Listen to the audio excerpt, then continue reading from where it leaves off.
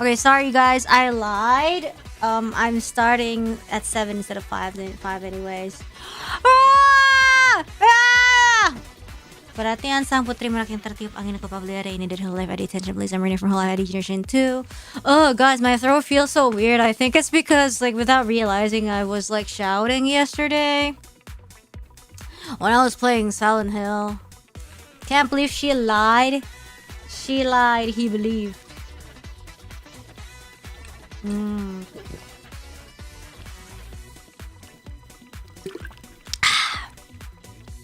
Oh, the jump scares. Oh my god, like I did not realize how taxing it was until it was just like you know, like today, especially after Yabe, I was like, then my throat feels weird. Silent Hill really got to you, I guess. I mean, it was fun, but then also like, ugh. Yesterday was intense. It was, bro. Like, it's so good. I wanna like play soon. Play again soon. But yeah.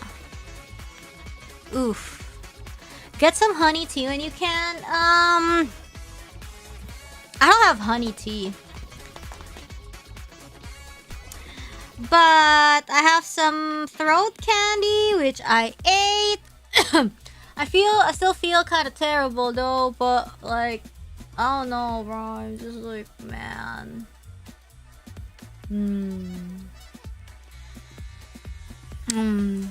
Ready for this long case. And the fact that I have to read all this, I'm like, how? So which will you prioritize? No Sleep or Silent Hill F? No Sleep will go first. Silent Hill F's gonna be on Friday again, I think. Yeah. It's the Hippophaetis season. Yeah, I don't know, guys. Also, I haven't been feeling too good physically, too. Well, physically, I'm fine, but like I said, it's my Pilates. Pilates wrecked my body yesterday, so it's alright, I guess. Tongue is healed. Now it's the throat. Third stream in the kimono. Well, yeah, I get too lazy to change. But it's okay. Alright, I'm just gonna boot up Ace Attorney Investigation. Investigation Collection. No sleep on this channel, you heard her? Yup. You guys can only sleep when I sleep. Oh god, hold on. I feel so, yo, like my throat. So annoying.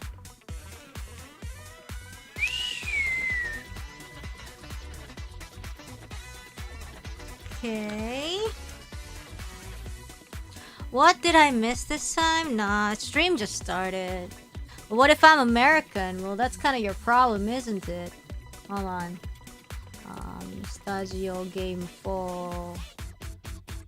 Azuki zuki payapasa menai itsumi yami yami yami yami do. Alright. We have more than our share of problems. Exactly. Okay.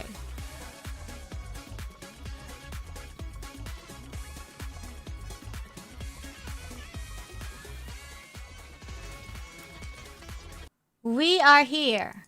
Okay, I'm gonna put the chat back here. So you can't randomly shout, "Ah, fire!" For the throat reasons. Yeah, I can't. Anyways. Checking for download. Blah, blah, blah. Oh, look at that. We have the thingy changed. Okay, we started case 5. I'm gonna continue I'm gonna title selection, episode select. Just let's start over, yeah?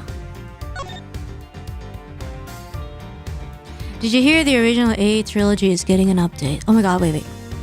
We're just gonna go with this voice for tonight. We can be like super calm, rainy. Hell yeah. What? Turnabout ablaze. Prosecute 2 cards. One of the Black Raven.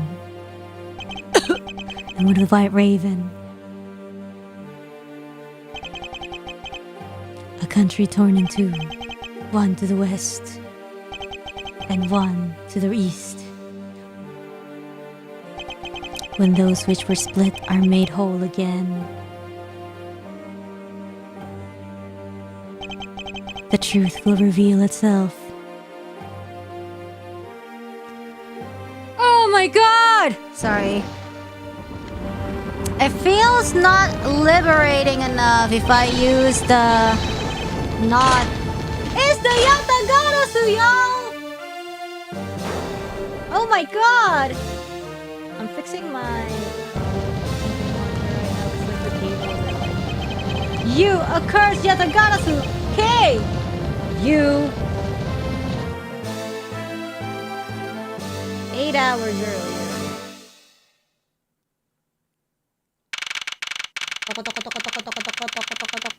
March 14. Happy White Day, y'all! Alright, we're ready. It's so nice, almost dreamlike, to finally have the chance to relax and sip some tea. Especially after what a whirlwind in the past few days have been. On my return flight, I was dragged into a case involving an Interpol agent's murder. The next day, I investigated a kidnapping and a murder at the Gay Waterland theme park. And later that night, a detective's dead body welcomed me back to my office, along with a thief who was out to pilfer files related to a case from 10 years ago. How did I manage to find myself in the middle of so many cases back to back? Well, at least I have today. All I ask is that I be allowed to spend it quietly.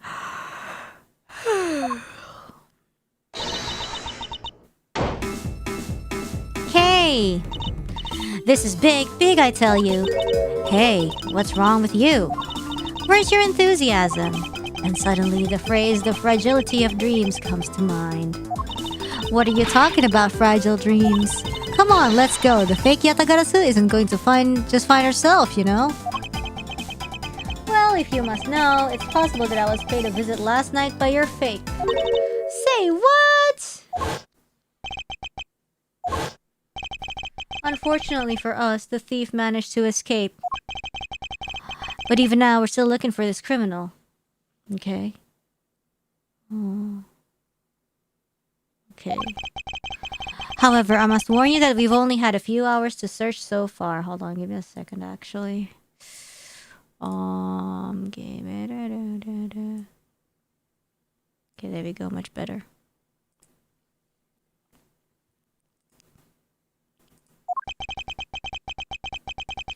So I must insist that you be patient on this one, okay? What's with you today? Are you sure you're on sleep talking to me right now? Sleep! Tuck in! Yo, Rainy song and Wawa song? Anyways, I've got something much more important that I want you to see. Oh, and that is... take a look at this! Yo, I was like too busy, like... getting so... crying over my bleeding tongue last week. On March 14th, I will be there to steal your dirtiest secret. What? That's quite a bold declaration to send to an embassy. Yeah, just a little distracted last time, yeah?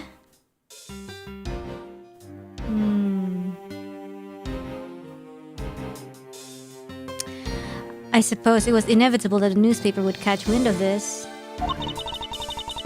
The date the card mentions is today. Today, huh? Come on, we've got to hurry. The embassy awaits. I suppose it is quite an urgent matter. However, do you know which country's embassy we should be investigating? No. Well, it's some really special country, and I'm actually really fuzzy on the details.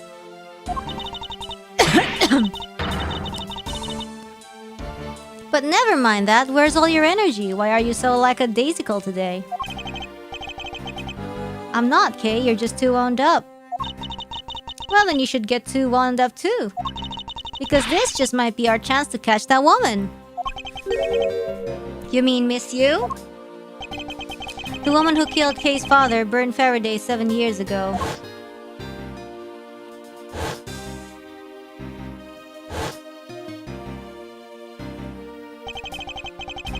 Callous to you. She claimed to be the great thief Yatagarasu, and then disappeared from the courtroom. Ugh, she makes me so mad. The phony! Everyone knows that the real Yatagarasu would never send something like a calling card until a company's underhanded dealings are made public. The target is always totally unaware that the Yatagarasu has paid them a visit. That's what makes the real Yatagarasu so awesome.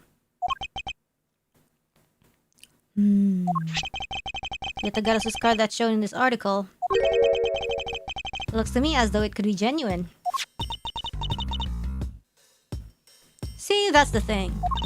Whoever it is, that person isn't the real deal but has knowledge of the Yatagarasu. If this isn't a clue that that woman's involved, then nothing is. Come on, Mr. Edgeworth, out the door you go. Wait, there are a few preparations I must make before we go. There's something interesting about this card we found last night here in my office. It's of a different color than the one in the article, which makes me wonder why. What's up? Any reason why you're boring a hole through the newspaper with your eyes? No, no reason at all. Very well, seeing as how Miss You is also someone of a special nature to me. I agree there is some merit to be found in investigating this. I knew you'd come around.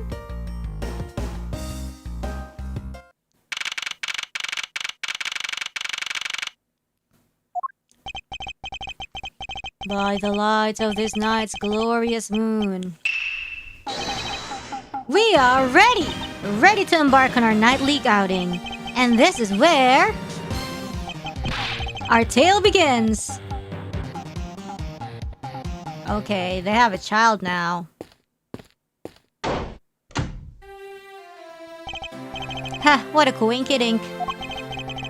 Who would have thought that a Steel Samurai stage show would ever be held at such an elegant theater inside a foreign embassy?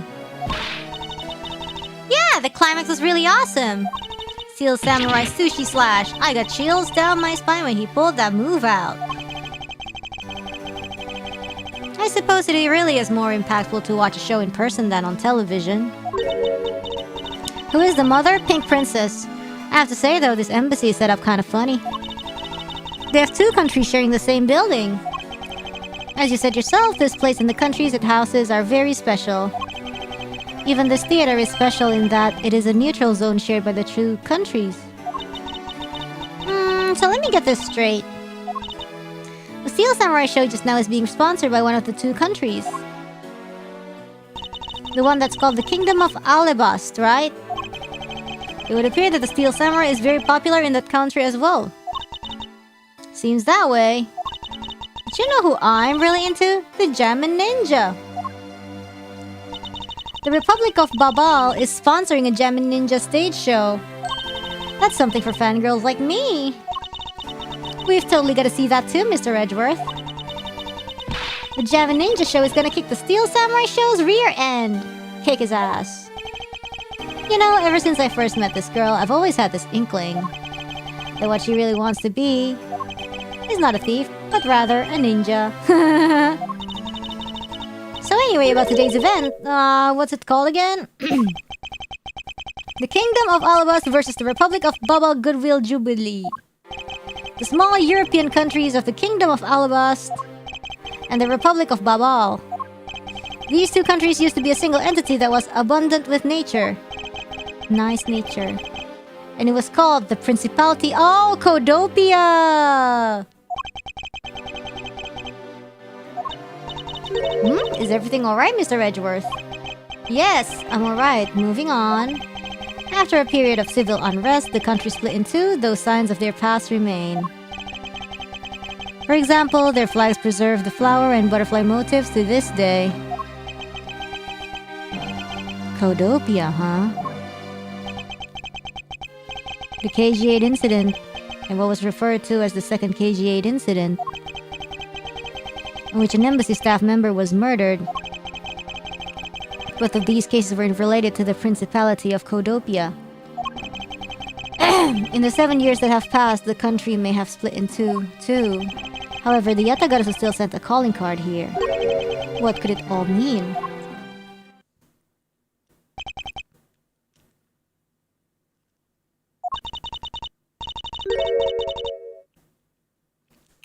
Mr. Edgeworth, I know you're thinking about something. Oh, excuse me, what were we talking about again? If you could please stop spacing out on me. I don't know, guys. CC, Cochin, a card, and Codopia. Interesting.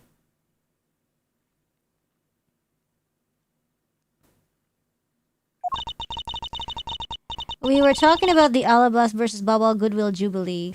You okay? Yeah, it's just like my throat feels funny. The two countries have had a pretty bad relationship with each other. But supposedly, they've been trying really hard to make up recently. You think I should drink hot tea? Or like, would hot chocolate help or make it worse? Because I want hot chocolate better, but... just to maybe it'll to make it better? That's why they decided to hold this event. If that's the case, then why the versus?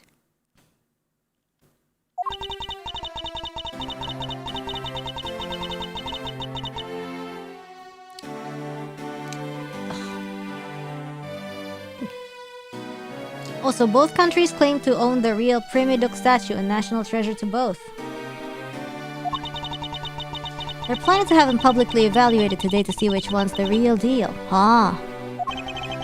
Hey, need I remind you to take care not to succumb to your thieving desires? Well, when it comes to treasure, I can't help myself. You know that. She had better be saying that in jest. Hey, I can read your body language, you know, and you've got it all wrong. Look, I'm here to do some investigating. Investigating, I tell you. I know. And although we don't know if the Yatagarasu will really make an appearance, I suppose we should still spend some time examining this place. Alright, what's up here? 10 more minutes. No, in 5 more minutes. But isn't it really bad for me to spend time doing this? It's no use. Would someone please just tell me what I should do? You appear to be troubled by something. May I be of any assistance? Leave me alone! I'm trying to figure out just the right time to talk to that girl over there. And if I mess up, it'll be because I'm talking to you right now. Somehow, I get the feeling he's about to fall flat on his face. Well, let's just do as he wishes and leave him alone. Huh. You know, I've seen a lot of these shows in a bunch of other places, but today's show, it was like they went for a complete comedy, you know what I mean? Yeah, that last move, the Steel Samurai Sushi Slash, I couldn't help but laugh. I know that Pink Princess's movement were really stiff. In the middle of the show, I could swear that I heard her hip crack.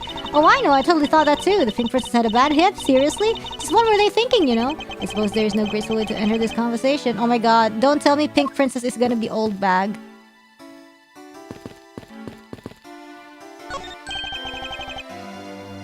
This is the perfect angle. Go, my image! Travel across the wave world and into every TV set around the globe. A more honest approach to appearing on TV might serve your ambitions better. Okay, that's good. Alright, now give me a dramatic slam. Oh my god, is that Lotta Heart?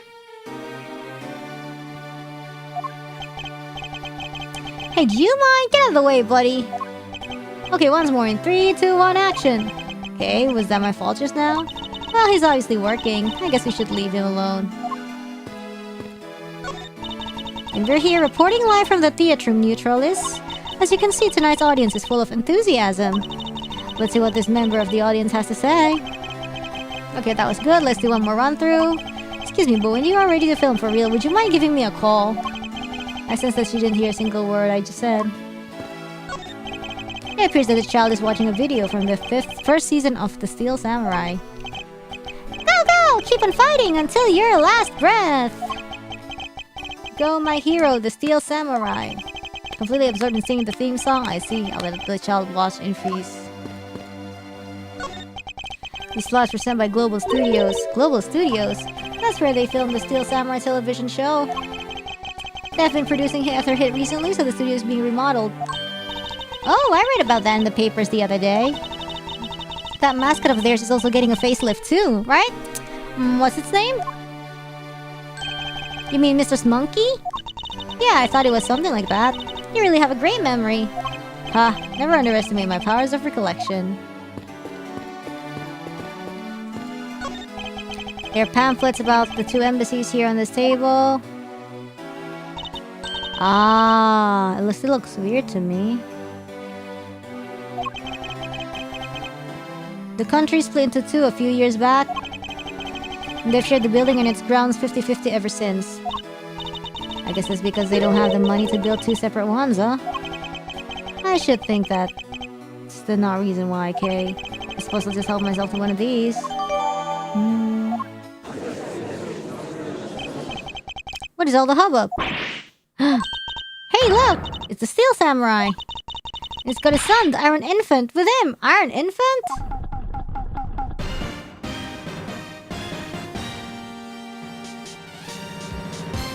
Nah, man, a dead body's in there. Where in tarnation are they? Come on, big scoop! Hey, mister, out of the way! Yeah, I'm talking to you! I seem to remember this woman from somewhere. Yet my instincts are directing me not to engage in conversation with her. Perhaps it would be best if I left her alone. May I speak with you for a second? It's the Steel Samurai. Mr. Edgeworth, what are you glaring at him for? Please excuse me. It's just that I've never seen a superhero up close before. Oh, we get Steel Samurai Daddy! Married man of Neo Old Tokyo.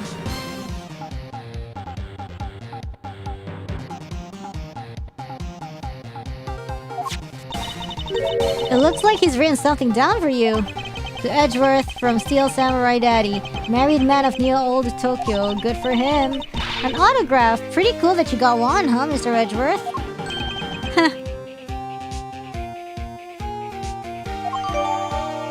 Oh, man. Don't tell me it's gonna be Larry Butts. He's a budding artist from what I remember.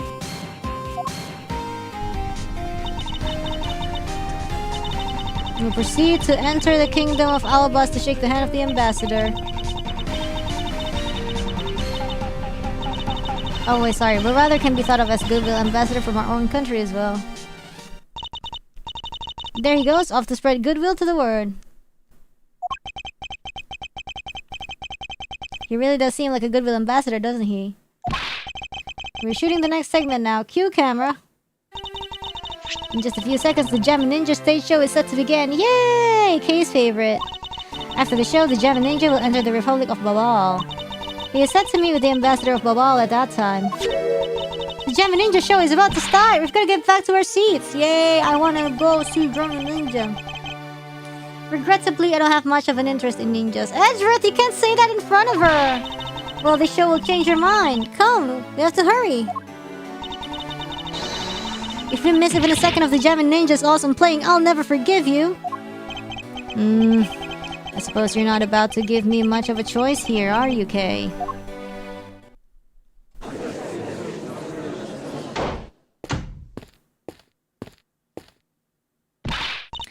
I could listen to that "A Ninja Marked for Death's Lullaby" song all day. His super playing and that sad melody really brought a tear to my eye. And his heart-wrenching voice, now that's the Gem Ninja's greatest weapon. Those pieces of gem and ninja merchandise over there, I've got to have them. I especially want the hair sticks they're selling exclusively at these shows. That looks sharp. They're exactly like the ones the heroine, Princess Misola, wears in her hair. Anyway, hold it right there, Mr. Edgeworth. Yes? You're thinking of going home, are you? Well, it doesn't seem likely that the Yatagaras will be making an appearance tonight. Most likely, it was simply a prank. No way! I just know the Yatagarasu will show! But I thought you said that the Yatagarasu doesn't send calling cards. Yeah, I did, but... I figured from the very beginning that this would wind up being a wild goose chase. But that card she sent was a genuine fake calling card! What? A genuine fake? Well, how can I word this? The Yatagarasu's mark that's on the calling card is exactly the same as my mark.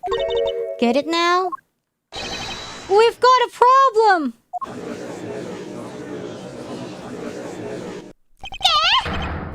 The Yatagarasu has been spotted in Alabast. Huh? What? You hear that, Mr. Edgeworth? Ha! So you finally decided to show yourself, you phony! Hey, what gives? I'm sorry, but I will need to search you before you may enter. What the hey? The Steel Samurai just waltzed straight on through without one. Now if you don't hurry up and let me through, my phony is going to escape.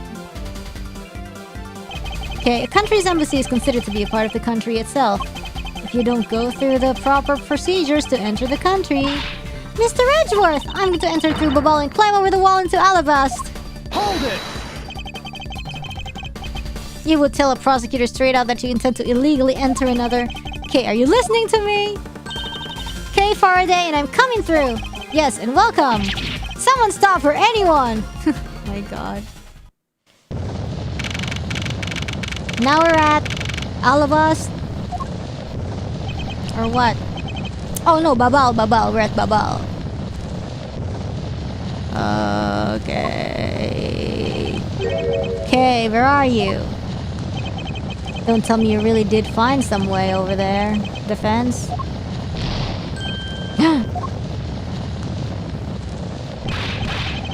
Fire! This is too big for us to handle! Looks like the Yatagarasu came to Babal too. You accursed Yatagarasu! Hey! You'd better be alright, wherever you are.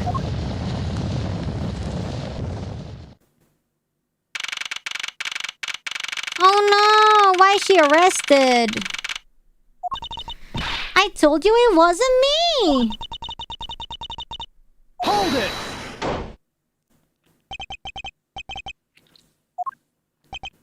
Hey, are you alright? Do I look alright to you? Now, can you do something about this woman? Mr. Edgeworth. Detective Gumshoe, what is the meaning of this? Well, sir, it's, this. Jamma Ninja? It wasn't me. It was already there when I ran in here, hot on the heels of the fake Yatagarasu. Look, I only came in here because I saw a suspicious person in the open-air stage. Looks like Manny Koshin? A suspicious person? A long black coat and a hood over their head. I dare you to tell me that's not suspicious. When I saw that person, I immediately thought that they must be the fake Yatagarasu. So I chased after them to the embassy, then into here, then lost sight of them. But I just know that person is the one who did it. What are you so worked up over? There's no reason for you to be this loud. Correct me if I'm wrong, but you're Agent Lang's secretary. Sheena, I believe your name is, correct?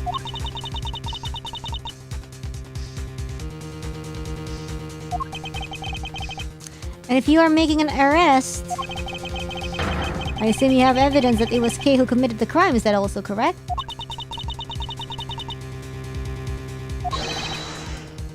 You refuse to answer?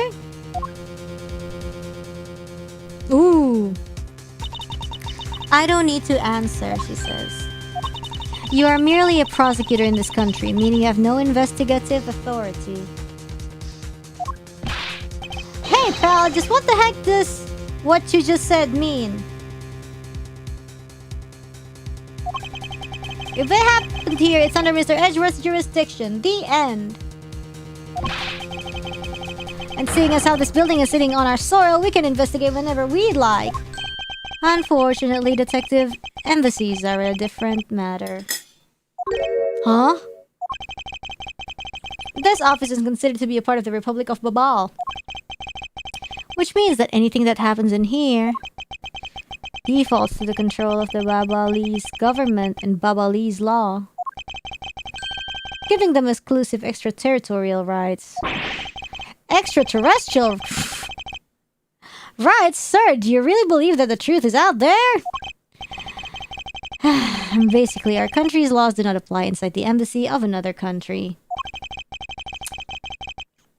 That's what was agreed to by our respective governments.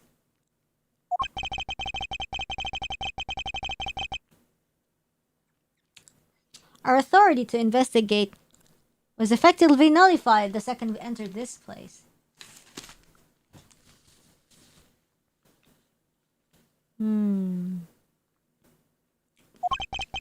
Which means we can do little here in this situation. No way, sir. Please leave this matter in Interpol's hands and go home. Mr. Edgeworth. Hey, you're not Mr. Edgeworth! In that case, allow me to join your investigation. Miss Font Karma! Ow! Yay! Adult Francisca!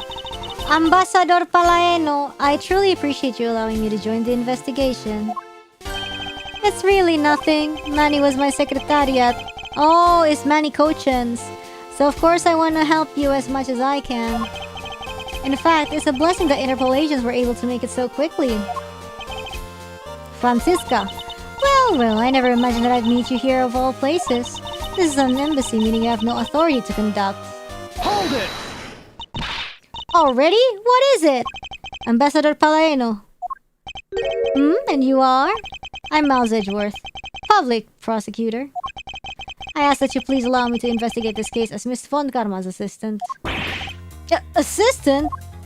Miles? What the heck do you think you're... Please, I implore you, Ambassador Palaeno.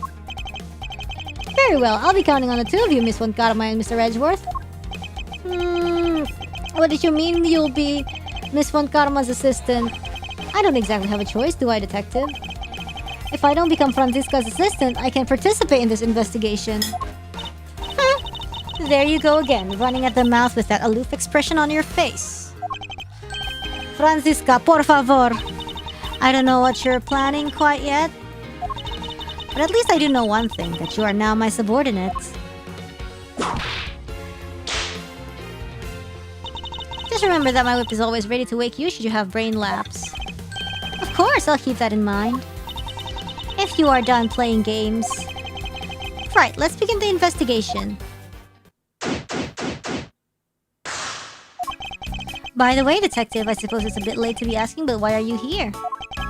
Well, better late than never, I guess, sir. I was placed on guard duty for the Babalese embassy today. And why are police guarding an embassy?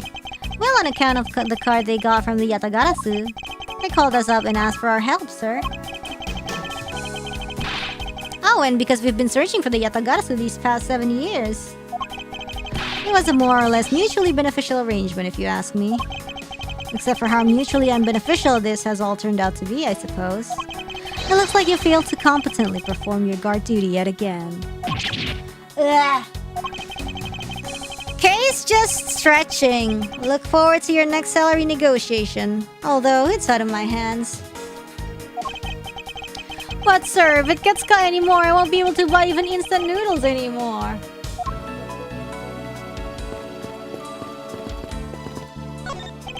Mr. Edgeworth, there's still something on this display rack, sir.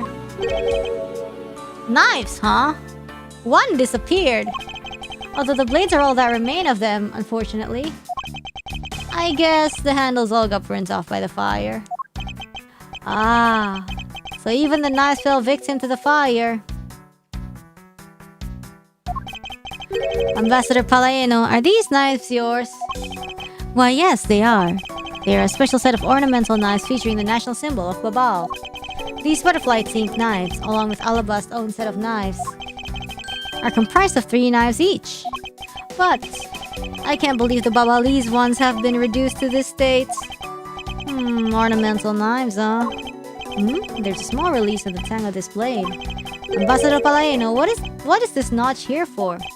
Oh, that! It's a feature of these knives wherein you can freely exchange the handles on them. What? So that we can change how they look to fit the situation, of course. Huh? I see. So these knives were constructed so that the handles could be easily removed.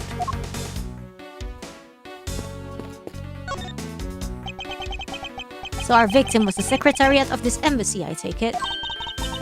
Manny Kochin, I heard that he was an admirable person. Very admirable. The cause of death is a stab at the base of his neck. He was lax in watching his back. We were fortunate the fire missed our victim's body for the most part. If the fire had burned a bit longer, it would have made identifying him a hassle. So Mr. Kochin was stabbed to death in the middle of a raging fire? What in the world happened inside this room?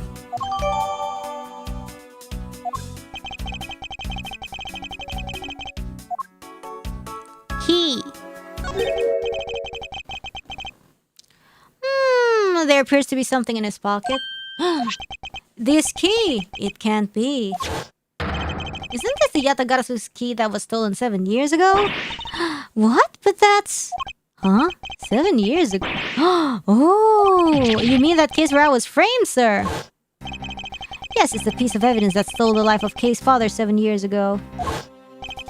Which was then stolen by Callisto Yu. What? Mr. Faraday was killed with this key, sir? I thought he was killed with a knife. Eek! Scruffy, at the very least, try to remember the details of crimes you were a suspect in. Franziska, as you will recall, Detective Gumshoe was not present when Miss Yu made her escape.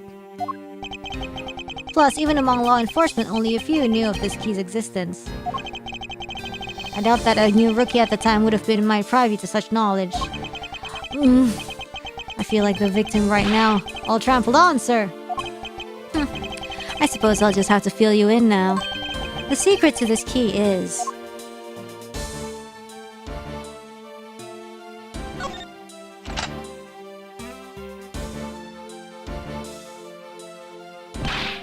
Oh, that's amazing. It's like some kind of magic trick. Okay. I knew it. This is the same exact piece of evidence that Miss Yu took with her. I remember this beautiful pattern in the blade. I remember this as well. It's a vine motif, isn't it?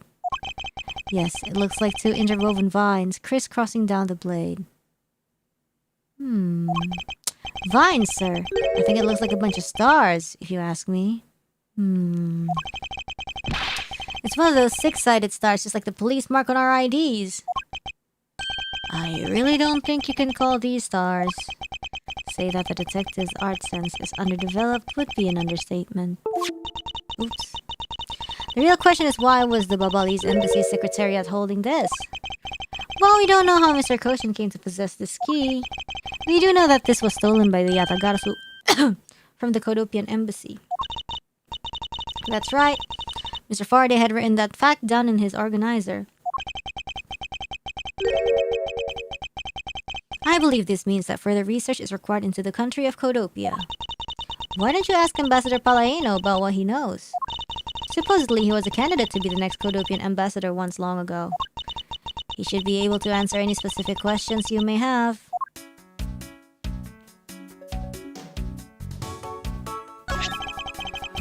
Is this knife the murder weapon?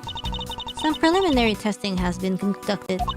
According to the results, the blood on that matches the victim's blood. The blade shape was also found to be consistent with the stab wound. I suppose this means that we know now that the crime was committed with this knife. This knife's got some really fancy ornamentation going on, huh, sir? This thing practically screams artsy on me, too. Although it's also covered in blood, just like the last thing that I said was artsy. But the handle is pristine, there's not a single drop of blood on it. Speaking of the handle, I believe it has a butterfly motif. It's very beautiful.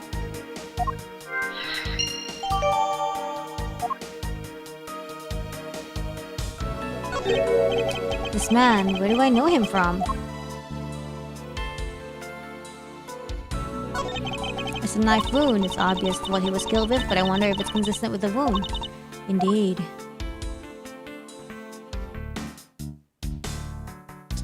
Okay, I think... Okay.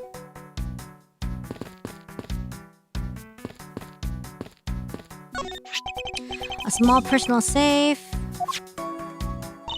This was Mr. Koshin's office, so perhaps he stored his most important documents in here. Of course it's locked. It appears we won't be able to open it without the key.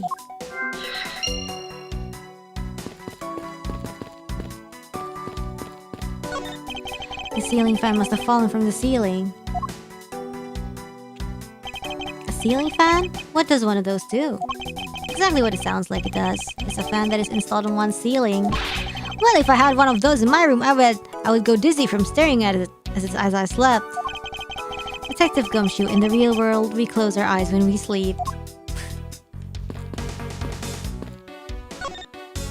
Because this is a national treasure, can I ask that you please not touch it? I'm afraid the only ones allowed to touch it are myself and the Secretariat. Hold it!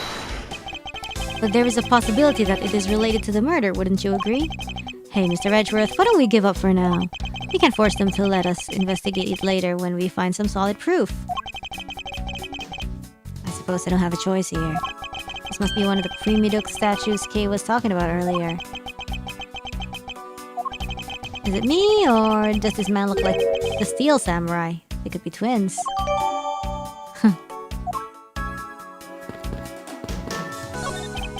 These shelves are lined with American souvenirs and memorabilia. It's really strange, isn't it? I mean, I thought it was the Babalese embassy. So, why are there so many American souvenirs, sir? Perhaps the Babalese are studying American culture in our tourism industry? If they have plans to make the Babalese tourism industry truly flourish, then they would need to observe and study other countries' methods, I suppose.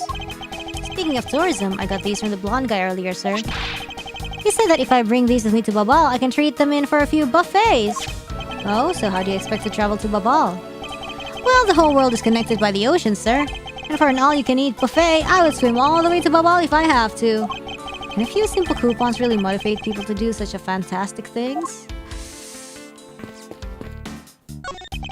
Looks like this was once a magnificent grandfather clock, but it has fallen victim to the fire. Hey, Mr. Edgeworth, is it okay for me to talk about the clocks in my house, sir? If they are unrelated to the case, I hope that you will refrain from sharing, but... Well, there's this one clock that I made by myself with the timer on it... Huh? There's still some burnt objects scattered on the floor. Well, burnt things get burnt and then they become burnt things, you know?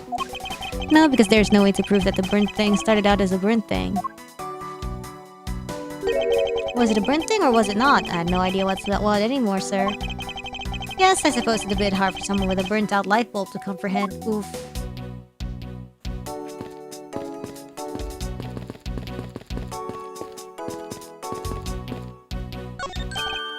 Hey, it's another butterfly!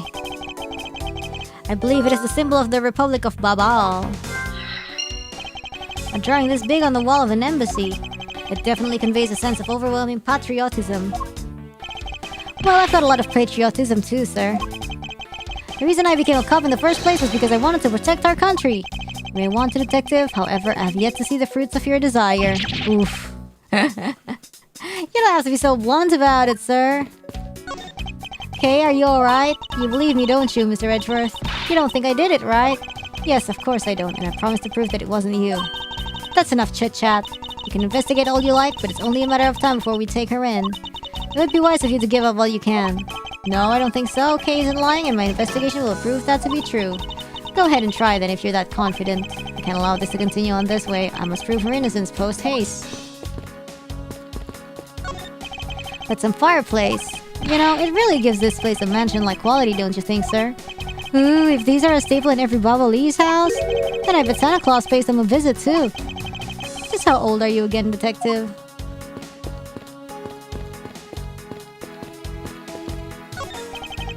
Interpol is still conducting investigation. Okay, whatever. Why am I being denied access, yo? My superior clearly stated, don't you dare let anyone near the site, you got it? If I let you examine the site, my superior would get really angry at me. You know, Mr. Edgeworth, I feel really bad for the guy, so why don't we do as he says? Ah, sure.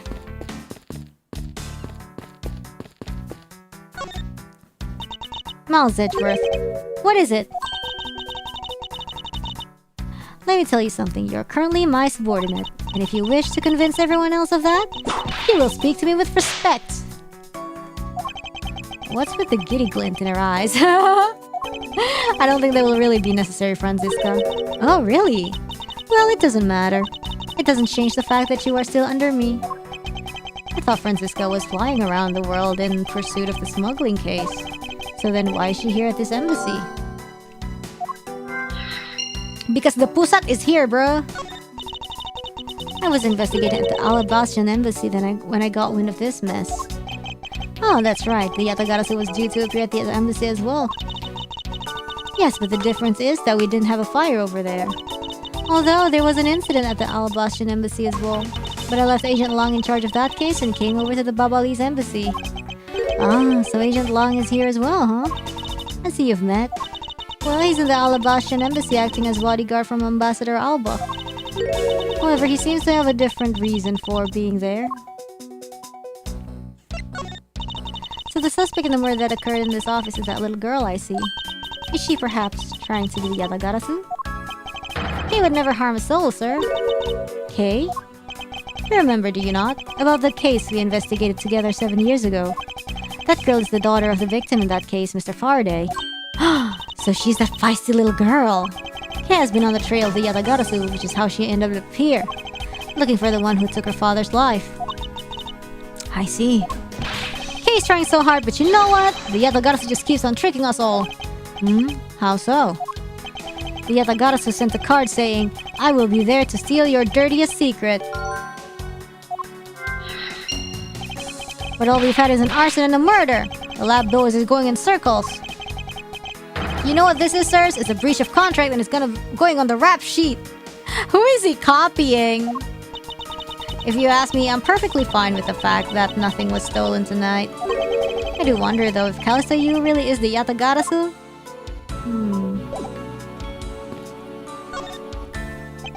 I can't believe that Manny fell among thieves tonight.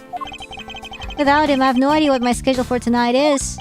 Ambassador Palaeno, I believe your schedule tonight will consist of listening to reports from the police. That and only that. I ask you to cooperate not only for your own sake, but for Mr. Kochen's as well.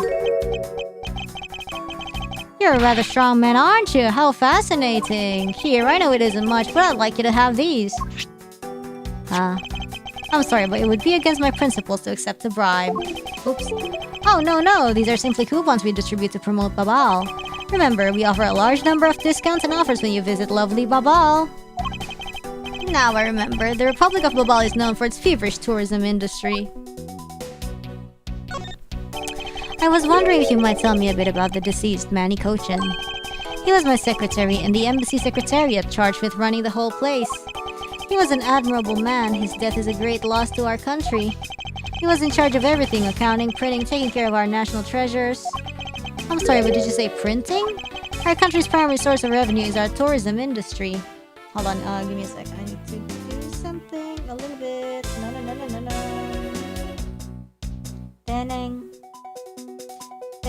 Teneng. Okay. So in order for us to print the necessary pamphlets, flyers, coupons, etc., we have a printing press here at our embassy. Yay! I see. Please excuse my forwardness. However, I feel I should mention that I have the distinct impression that I've met him before. Oh yes. Why is he sweating though? Since you are of the legal profession, I suppose you just might have. After all, Manny was involved in the KG8 incident. The KG8 incident? The defendant who was found innocent in that case was Manny. So your Mr. Kochin is the same man as the one in that case. It's been 10 years. Manny recovered personally from that case and dove enthusiastically into this job. He was the one who planned this event and was to oversee this embassy's renovations. It really is a shame. He had such a bright future ahead of him. And what exactly did you mean earlier by renovations? Hold on. Ugh.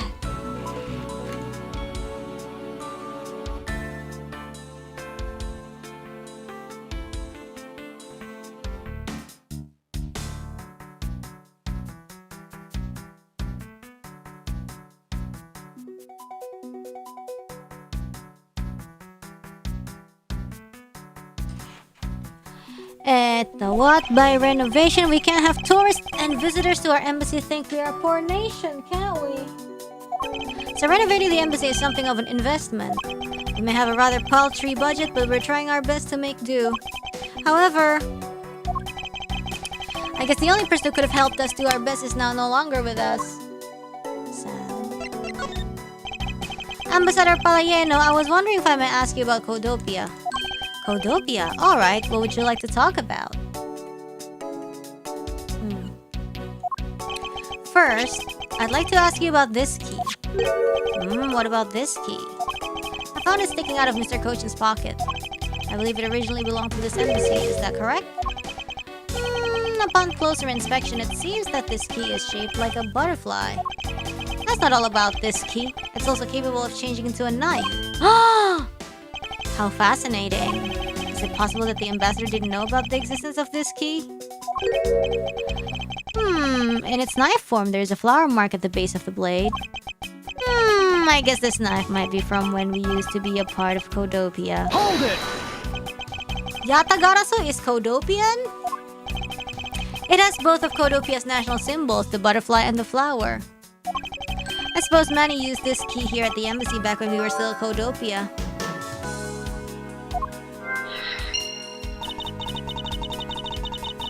It's not even original? Ambassador Palayeno, this key was stolen from the Codopian embassy 7 years ago. By Callisto Yu, otherwise known as the Great Thief Yatagarasu. Oh, really?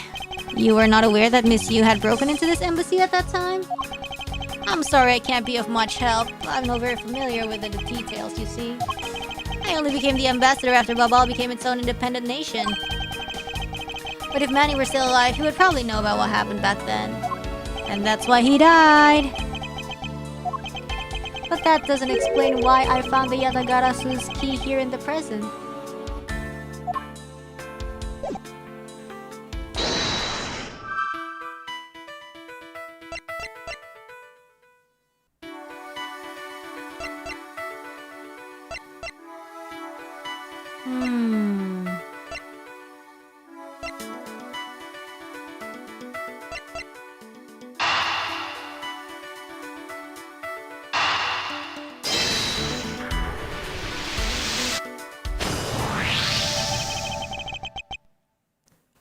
The design on the knife's handle. It greatly resembles the special Babalis species of butterfly. It does, doesn't it? Plus it says right here. This knife is property of the Republic of Babal. Perhaps this means that the knife used in the crime was found right in this room?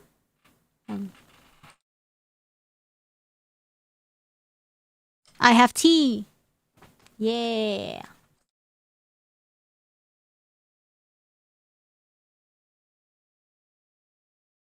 Okay. And then what else do we have? Can't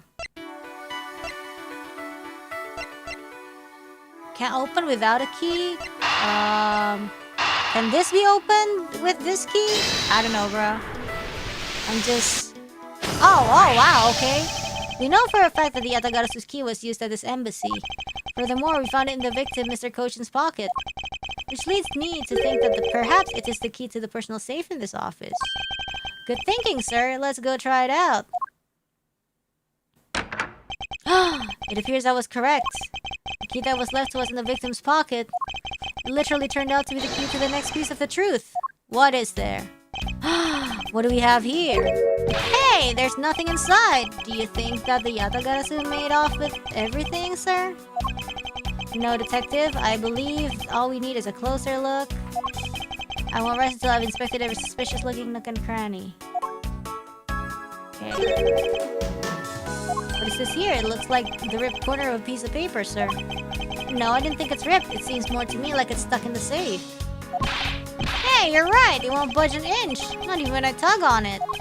But I don't think I've ever seen paper stuck on the inside of a safe before. Hold it! Detective, I think you have it backwards. It's not that the paper is strange. It's the safe. What do you mean? What I mean is that the secret to the safe is that it has 2 compartments. Even just eyeballing it, you can see that the inside is a bit too shallow. Ow. Furthermore, with the unnatural way the paper is stuck at the back of the safe, I would say that there is an extra bit of space behind the back wall of this safe. In other words, the safe has a second compartment. What?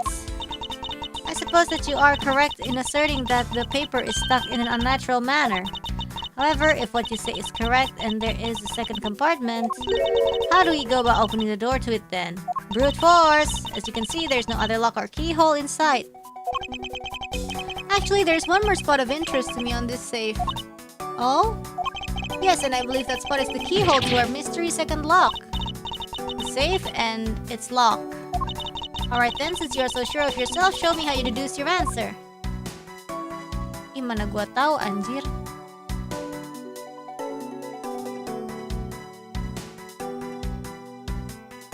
Ima nagwa tao, kocak.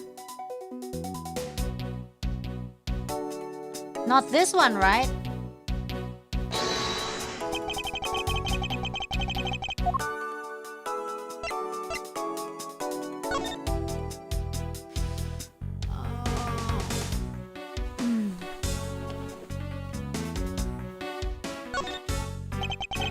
There's a lot of skilled detailing on this handle. It would appear that the handle on this knife is removable. I guess some people can change them whenever they feel like it. Sounds like it's fun, sir. Okay. I think it's this. Like, they remove... I'm bullshitting, but they remove the knife's handle to open the... Yeah. They remove the handle and it's a key. I don't care, bro.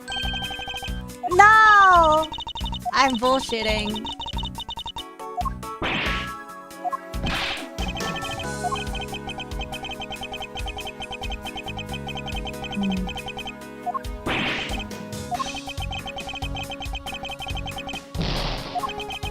Fine, whatever.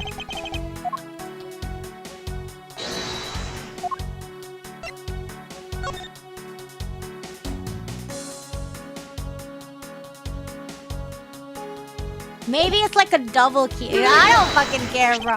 Oh. See, I was on to something. The shape, it does look very familiar. However, I believe it's simply a latch hole for the safe's lock mechanism. It's just for keeping the door shut, nothing more. Hold it! Is that so? The person who used the safe, Mr. Cochin, made sure the safe had 2 compartments in order to hide something. Do you honestly think someone like that would allow the keyhole to the hidden half to look so obviously like a keyhole that even the average person could figure it out? Figure it out! You can't be serious. Are you saying that this hole is the keyhole to the hidden compartment of this safe? Yeah, I mean, we'll try it. That's precisely what I'm saying. And I will prove to you right now that the Yatagarasu's key is the key that will open it. Objection! Yatagarasu's key? Miles Edward, this had better be a very bad joke. Sorry, but this is no joke. The Yatagarasu's key is the very key that will open the second compartment of this safe. We know that this key opens the first compartment of the safe, but the keyhole you're talking about is of an entirely different shape than that of the key. Well, that's the thing, Franziska. Let's go over this again, shall we? The Yatagarasu's key was originally made to open Mr. Cochin's safe in the Kodopian embassy. He confirmed that as a fact by opening the door to his safe with it. Now let's take a look at the back end of this key. Looking at the knife portion head on, what do you see? What are you talking? It appears that you've come to understand what I'm talking about. When viewed head on, the knife blade is the exact same shape as the keyhole. The real function of the knife portion is to act as the key to the hidden portion of the safe. But that's preposterous! Because it looks like a knife and was used like one to kill Mr. Faraday 7 years ago. We fell under the misconception that it was always meant to be a knife. But for both the safe and its key to conceal such clever tricks, whatever is hidden inside the secret section must be of incredible importance. And it's even possible that what I've been searching for is inside. Scruffy, hurry up and open that safe. Yes, sir. Open it now, sir. What the hell? It's a bunch of funny shaped things. I guess they're pieces of heart, huh, sir? You're in the way now. Move, Scruffy. I didn't think I was in the way. These pieces of art, they're identical to the ones that have been stolen from various countries around the world. Secret hideout of Yatagarasu? I figured as much. These are the treasures the section of the safe was to hide from view. The smuggling. I believe a more thorough examination is required. This is the document that we thought was stuck earlier. I wonder what it's about. Beats me, sir. Why don't we take a look at it first before we give up, detective? Oh, Mr. Cochin's name is written here on the last page. I wonder what the significance of this document is.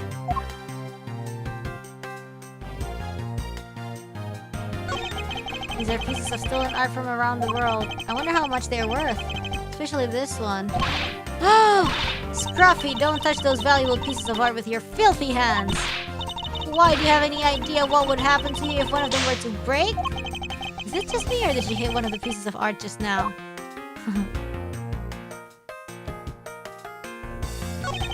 You built this sort of a trick to one safe is really something.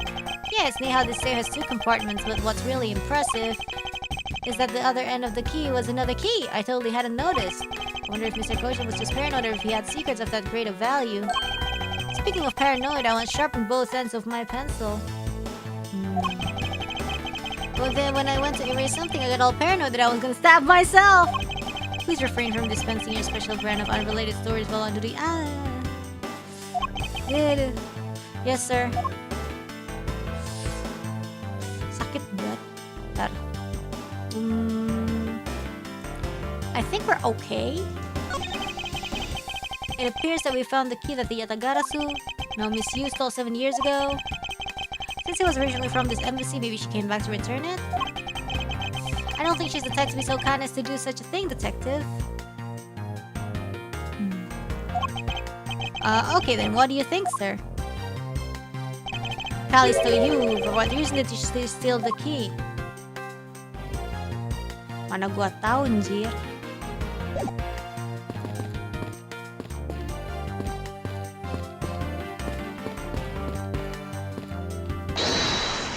Can we do more logic?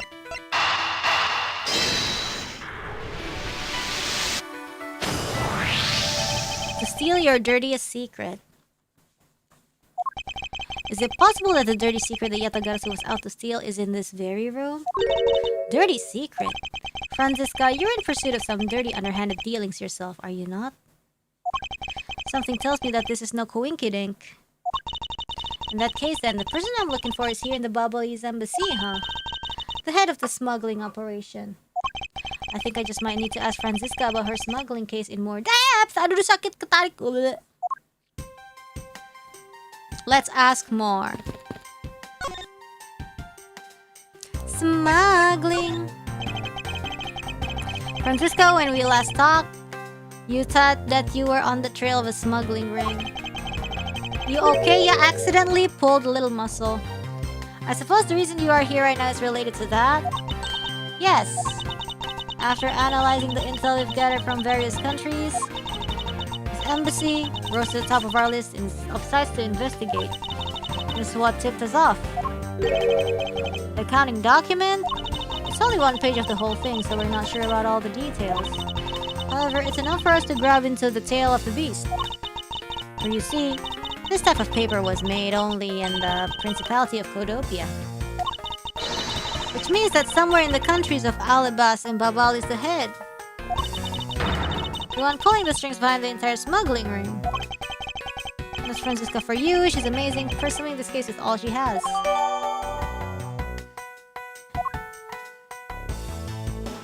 Okay. Salah. Enggak.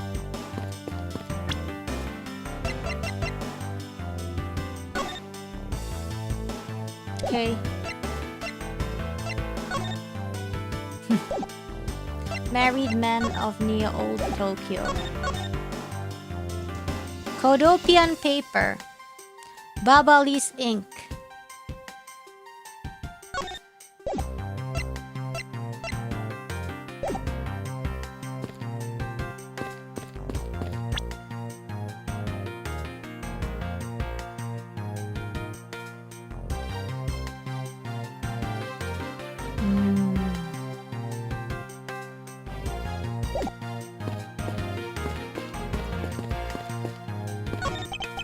Salah pencet.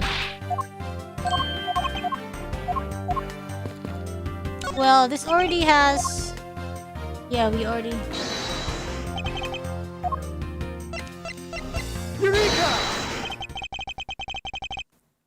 Take a good look at these documents, Francisca.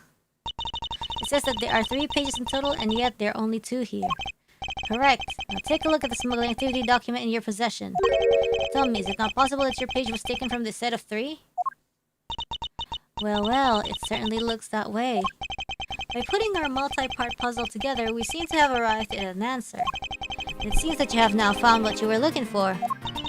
Yes, and with this, it has become crystal clear. And Mr. Kochan himself was responsible for the mass smuggling of Babalis ink. Oh, Babalis ink? Babalis ink is a special product of the Republic of Babal. However, due to a special reason, only a limited volume is ever exported. Ah. Hold it!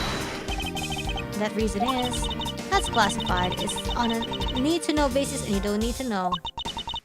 In any case, it seems that the head of the smuggling ring was our victim, Mr. Manny Kochan. His base was in an embassy, thus it was hard for both our country and his to interfere. Oh. Making it the ideal conditions under which to run a smuggling operation. But it's so frustrating. I lost the person I was to rain judgment down upon with my whip of justice. Well, even if he's dead, we still have a responsibility to look into his misdeeds. You expect me to whip a dead man? Well, I'm not interested. Francisca, you must know that Manny Kochan was the suspect in the KG8 incident. Of course I know. On top of being the head of the smuggling ring, there is the matter of what really happened in that case that needs to be resolved. Okay. Are you done investigating? You realize now, don't you? That this girl is the only one it could be. No, it's still early. Now come along quietly, Yatagarasu. Okay, Faraday? You're under arrest for the murder of Manny Kochan. Mr. Edgeworth! Please, you have to believe me. I didn't do it. I chased the fake Yatagarasu in here. And he was already... You have the right to remain silent. Anything you say can and will be used against you. Hold it! I'd like to help you reduce the number of mistaken arrests Interpol makes. What is that supposed to mean? I believe I told you that Kay Faraday is not the culprit of this crime. Very well, I suppose I have no choice. I'll show you just how foolish your claims are. Okay. Why arrest Kay?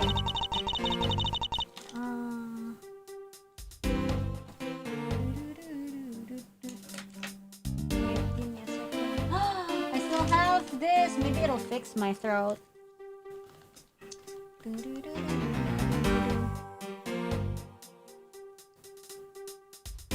Sorry, salah pencet. Bentar, sabar. I still have my... Apa ya? This... Cough... Anti-cough... Throat relief.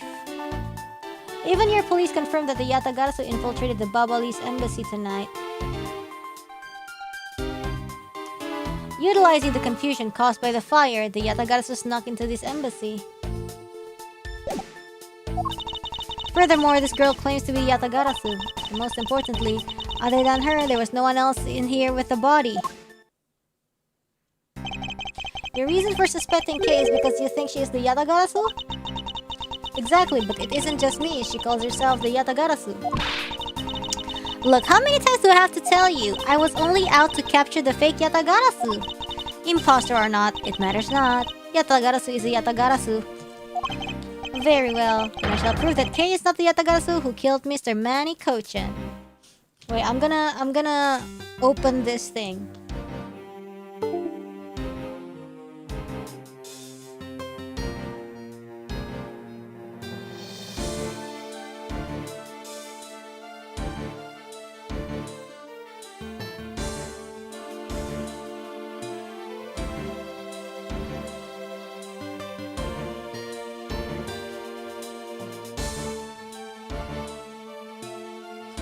Yay! Okay.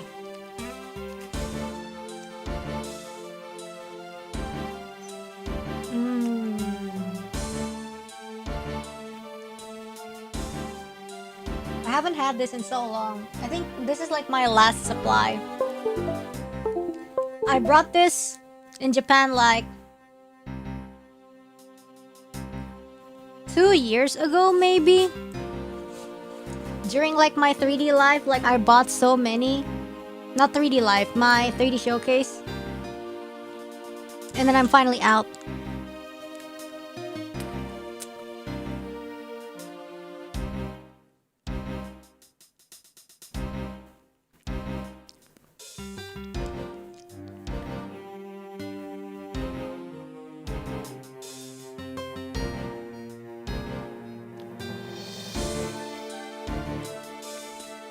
Yum yum. Yeah, I save it a lot. Anyways, Kay didn't do it. Go ahead and try. Show me what the prosecutors of this country are made of.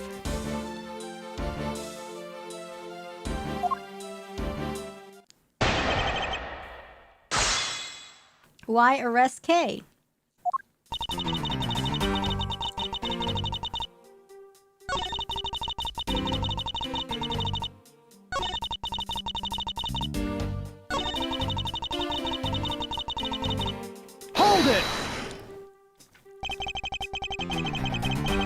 I really don't think that being the first to discover the body makes her the killer by default.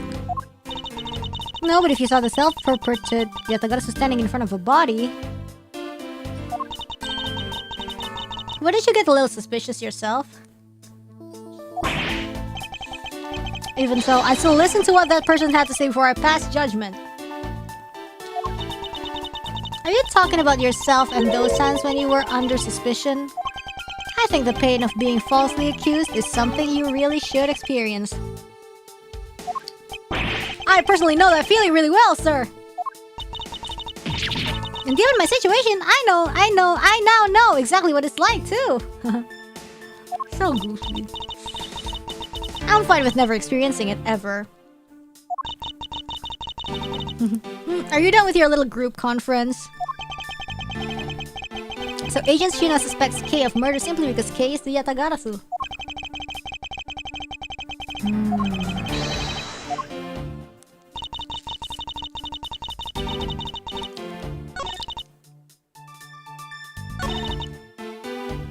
Hold it!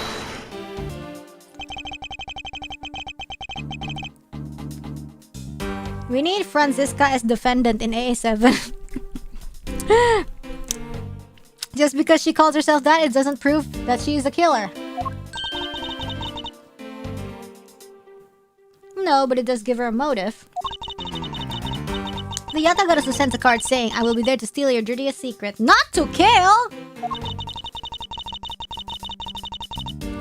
There are documents pertaining to some smuggling activity in this room. She obviously wanted to steal them.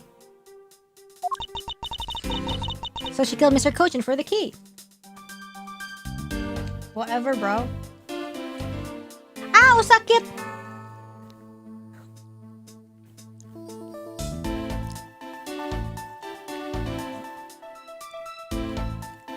Sorry guys, I'm in like a lot of pain. La la la la la la. I'm finishing it. I'm finishing my medicine.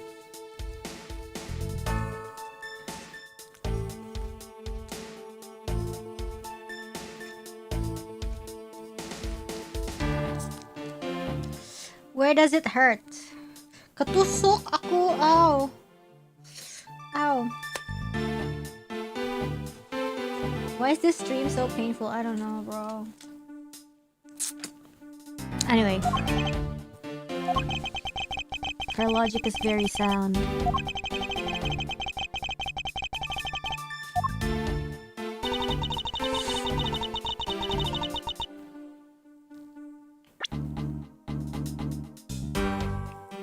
She wanted to steal documents regarding smuggling, so she killed Mr. Koshin for the key.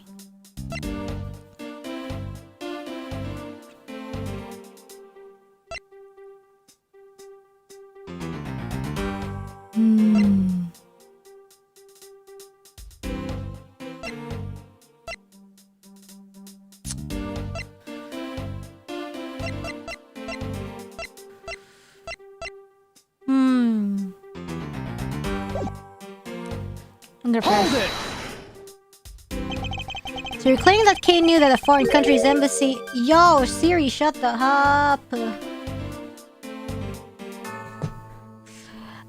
Had such documents.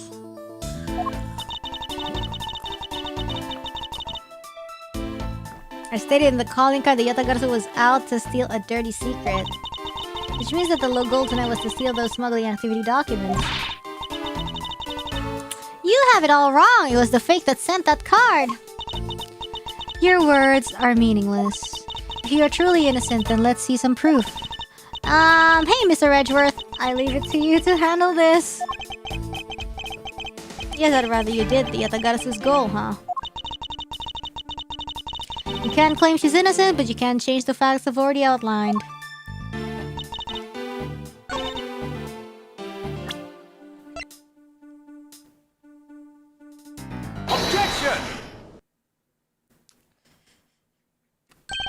Agent Sheena, I regret to inform you, but there is a flaw in your logic. Oh. Even if you claim that she is the killer and the Yatagarasu, I am certain that securing the smuggling documents is not the motive behind the murder. The key to the safe in this room was found on Mr. Koshin's body. Okay. Ow.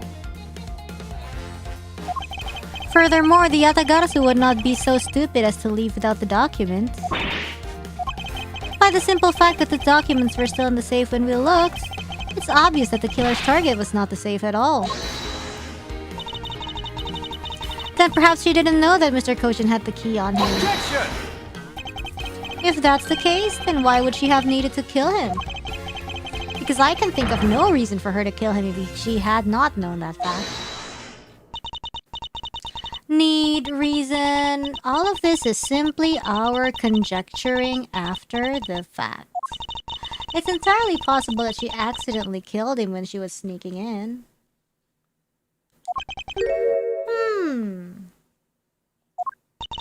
Perhaps she didn't notice the safe second compartment before returning the key. But the fact still remains that Mr. Koshin was stabbed to death. Objection! But you have no definitive proof that it was Kay who committed the act. Actually, I do. You do? I saw her holding the knife she used on the victim with my own eyes. You what, Kay?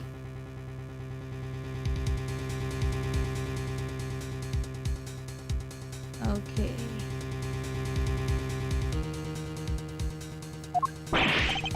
What? Allow me to tell you a bit more about the evidence that will put her away behind bars.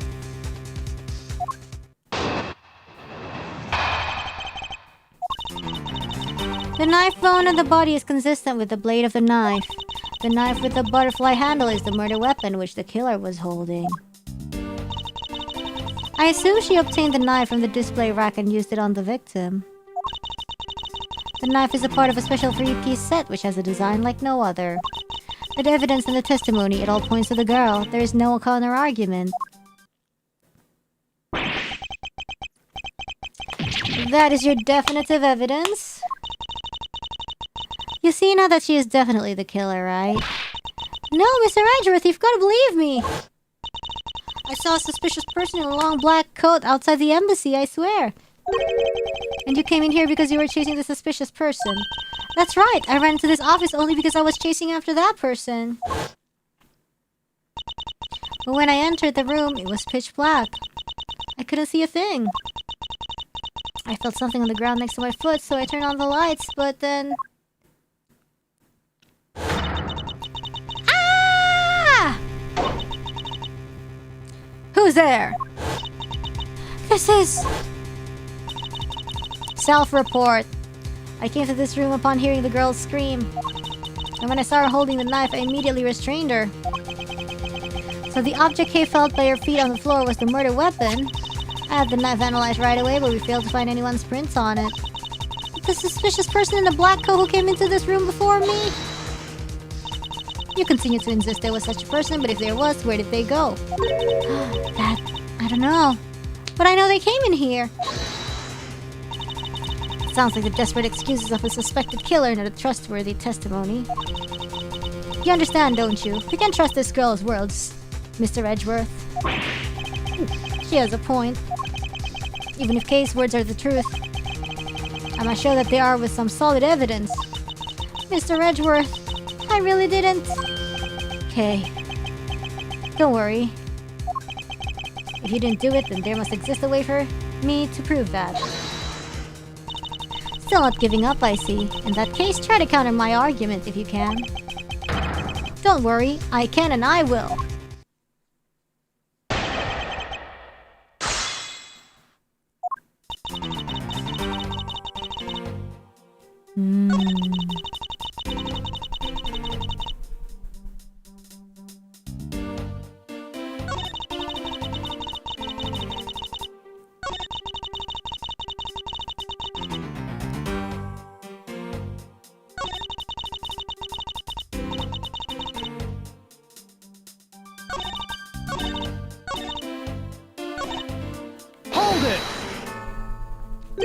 Does this mean that you already have the results back? We have confirmed that the shape of the Babalese knife made a blade matches the wound. Please don't confuse the efficiency of Interpol's forensics teams with your own. Oof. Objection! I won't if you don't underestimate our police force. And so we're clear, I'd hardly say your logic is sound, which you will see in a bit. If you can prove me wrong, please by all means go ahead. That has been my intention all along. Now let us return to your testimony.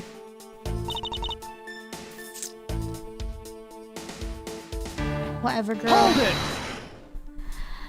You mean to say that you saw Kay holding the murder weapon with your own eyes? I was also in the search of the Yatagarasu. When I heard that girl scream coming from this room, I rushed over straight away. When I arrived, I saw that girl standing there motionless with the knife in her hands. But I already told you, I only came in here because I was also after the Yatagarasu. This picture again. The suspicious person I saw came into this room. When I entered it, it was pitch dark. I felt something by my foot on the floor, so I turned on the lights, and then... You found out that it was the murder weapon at your feet. How many times do I have to tell you? You can't trust the words of a suspect. The only thing you'll accept is evidence, is it? Do you have some kind of evidence that can prove me innocent? I think I need to carefully examine that piece of evidence again.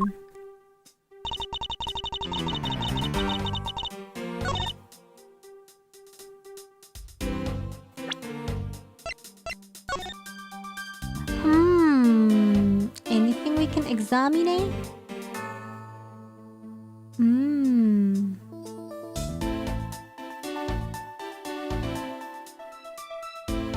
Hello. So this is what took Mr. Koshin's life. Some of his blood is still on the blade. I've been a detective for 7 years already. I've seen a lot of stuff. But actually these blades, the handles are interchangeable. So what if this is like, what if this is not like a Babalese knife, but like an blah blah blah blah? What if it's a knife from next door? The knives that are used to kill are always the hardest for me to bear. Yes, unlike guns, this is one weapon where you're likely to find the victim's blood on it. Just like how this one is practically drenched in it, huh, sir? Despite that, it looks like the blood managed to miss the handle somehow. I don't know.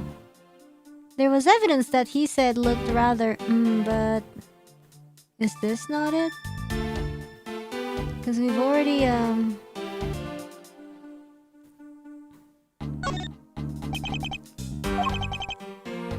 Yeah, see, it's like removable.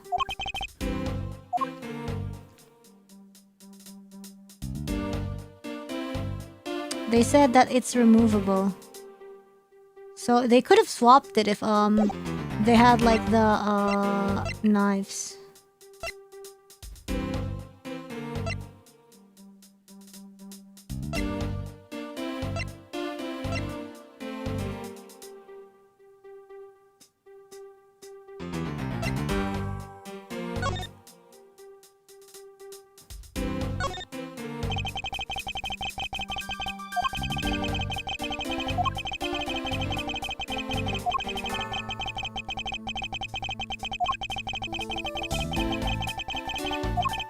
Like, there's also a pattern, like the vine pattern. Oh, sorry.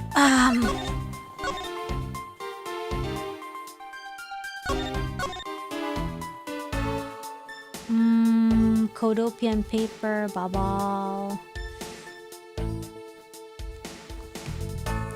Like, it's butterfly, but like the motif is like the vines.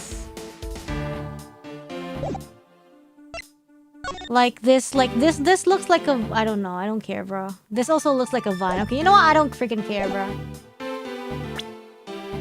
I don't know. Objection!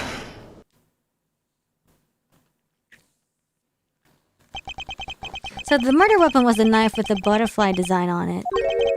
But is that really the truth? What are you getting at? I'd like for you to take a look at this. There is a blood on the blade, and yet there's no speck of blood on the handle.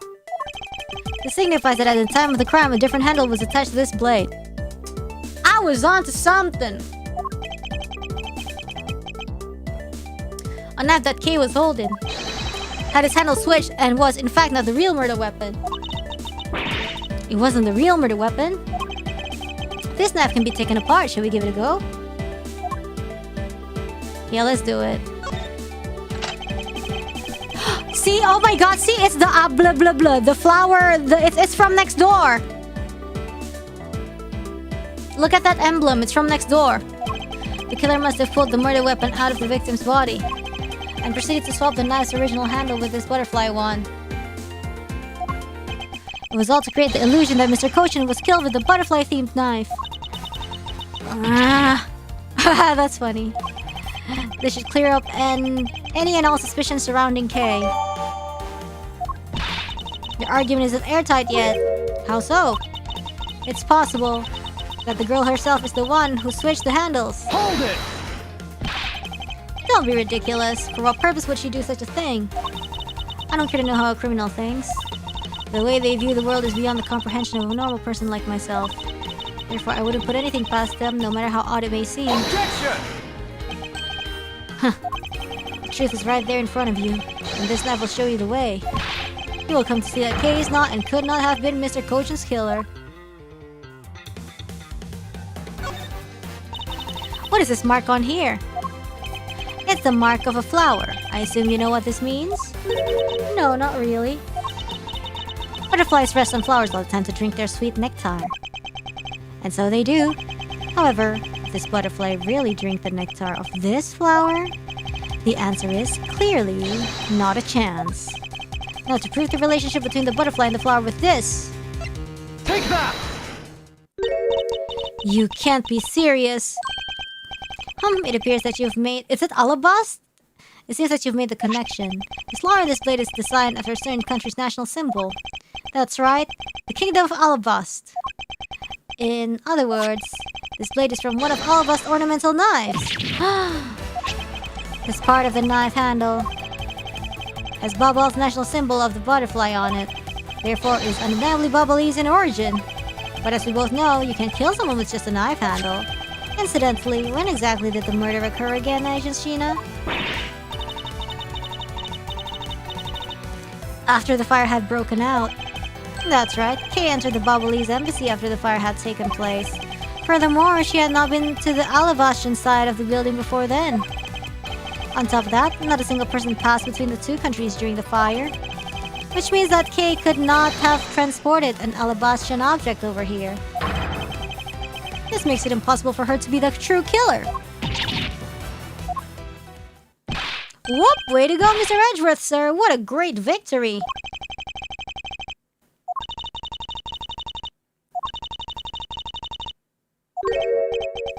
Hey, why is everyone so quiet? I'm happy you got this far and cleared Kay's name. What worries me now is what will happen next. Objection! What is the meaning of this? An Alabastion knife here? Do you mean, how did this find its way to the Republic of Babal? It didn't just find its way over. Rather, we should focus on how it was smuggled over. You know what? My brain hurts thinking about it while we're just standing around. Thinking while you're on the run? Now that's the way a real great thief operates. Okay. Oh, thanks a bunch, Mr. Edgeworth. For proving me innocent, I mean. You believed in me the whole time, right? Tell me you did. Not really, but... Come on, you don't have to be shy about it. Your argument is still not airtight, huh? What do you want? Would you care to elaborate? I understand now that the girl didn't commit the murder. However, there is still the possibility that she is the Yatagarasu. That again? Look, how many times do I have to explain it to you? I am the real Yatagarasu. I'm not like that fake one that goes around setting fires, okay? Whether you're the real deal or fake, it doesn't really matter. All I have to say is this. I have my suspicions that this girl is the one who started the fire. Objection! Preposterous! On what grounds do you suspect her of such a thing? The fact that she called herself the Yatagarasu, that in itself is the most elegant proof. Miss Sheena? Yes? I have no intention of taking back any of what I've said. I am the great thief Yatagarasu, and I refuse to allow some impostor to claim that name is their own. The path of justice that my father pointed me towards, I will walk it the best I can. It's not good to be so stubborn. I hope you can understand that. Thanks a lot for the concern, Miss Sheena. Let me share something with you too, as a token of my appreciation. Those sunglasses totally do nothing for you, so I'll steal them for you next time, okay? Well, I guess we'd better get going. Going? To where? To the Kingdom of Alabast. If we don't go, we won't know for sure, right? I suppose not. We won't get anywhere simply by standing here thinking. To see where the Alabastion knife came from? We'll have to pay the Alabastion embassy a visit. Ow. Let's go, Miles Edgeworth. As you are my subordinate, I will not tolerate you bringing the investigation to a halt. Understood.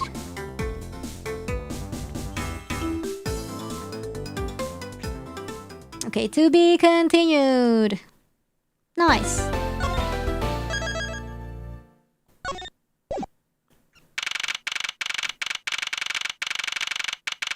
Maybe one more to be continued. Huh. Long? Count off. 1, 1, 1, 1, 1, 1. Shifu, 99 callouts on all 99 members are most likely here and accounted for, sir. Hey, you. Yeah, you're the second number 1 from my right. Sir, yes, sir. Here, a birthday present for you. Shifu, I didn't know that you knew all of our birthdays.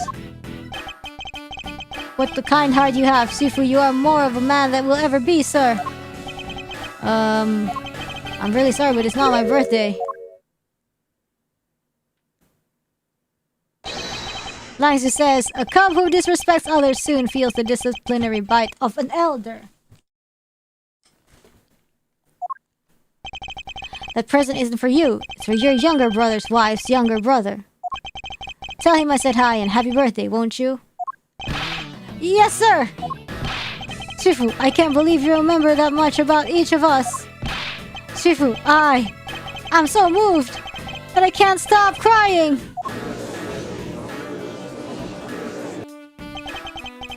I should probably leave them to their alone time.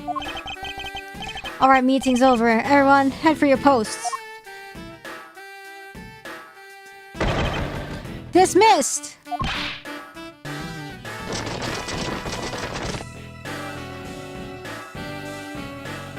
I like him. Yo, were you guys there the whole time? I got a call from Sheena and she's already filled me in. It sounds like you're out to get in my way again. I have absolutely no intention of interrupting your investigation. I simply request that you grant me permission to investigate the Alabastian embassy. And what if I say no? Objection! Agent Long, this man is my subordinate. As I have received permission from the ambassador, he is to be extended the same rights. Sorry sis, but it's not that simple. Alabas has the strictest immigration regulations in the world, or didn't you know? Even among my elite men, about only half of them were admitted into the country. Besides, any more cooks in the kitchen, and we might spoil the soup if you get what I mean. How dare you make such assumptions? Don't take this the wrong way, but I thought I was in charge of Alabas, Miss Von Karma. Look, try to understand, okay? Things over in Alabas are a bit of a mess right now. What do you mean by a bit of a mess? No one told you? We had an incident in Alabasta's wall. This is what we call a decision based on the investigation, Mr. Prosecutor. Look, Wolfie, just let us in already. A wolf and a crow. Is there a problem here, Agent Long? Who's that? Oh, the embassy guy?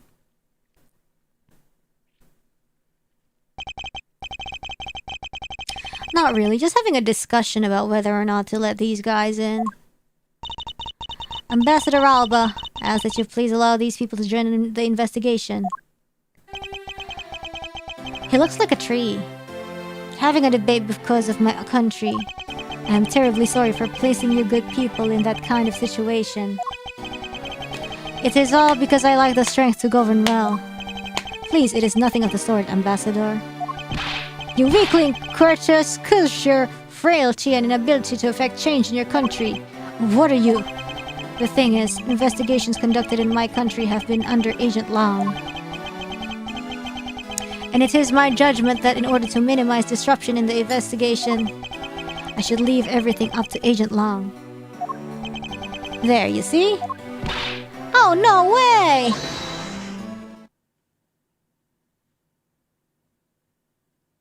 What? Ambassador Alba, I ask you to please reconsider letting them into Alabast. What's that? My very own secretary has been murdered in the Babalese embassy, and he was apparently caught up in some very shady dealings completely unbeknownst to me. So I ask for your cooperation in our investigation. These aren't much, but I hope they can cover your travel expenses to Babal someday. Alright, I get it. Even if you beg Ambassador Alba, I still have to give the final okay anyway. Alright, you hear that, Mr. Edgeworth? We're in! Huh, not so fast, my little crow girl. You're still a witness in the Babal murder. That's a cute nickname. So I'd like you to please stay in the Republic of Babal. Detective Gumshoe, please take good care of Kay for me. Yes, sir! Sounds good to me. The fewer troublemakers, the better. She looks so serious here. Huh. Rasp.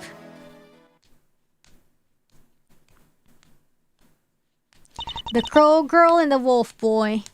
Hey, Mr. Edgeworth. Yes? So I wanted to ask for a while now, but... that lady over there, is she who I think she is?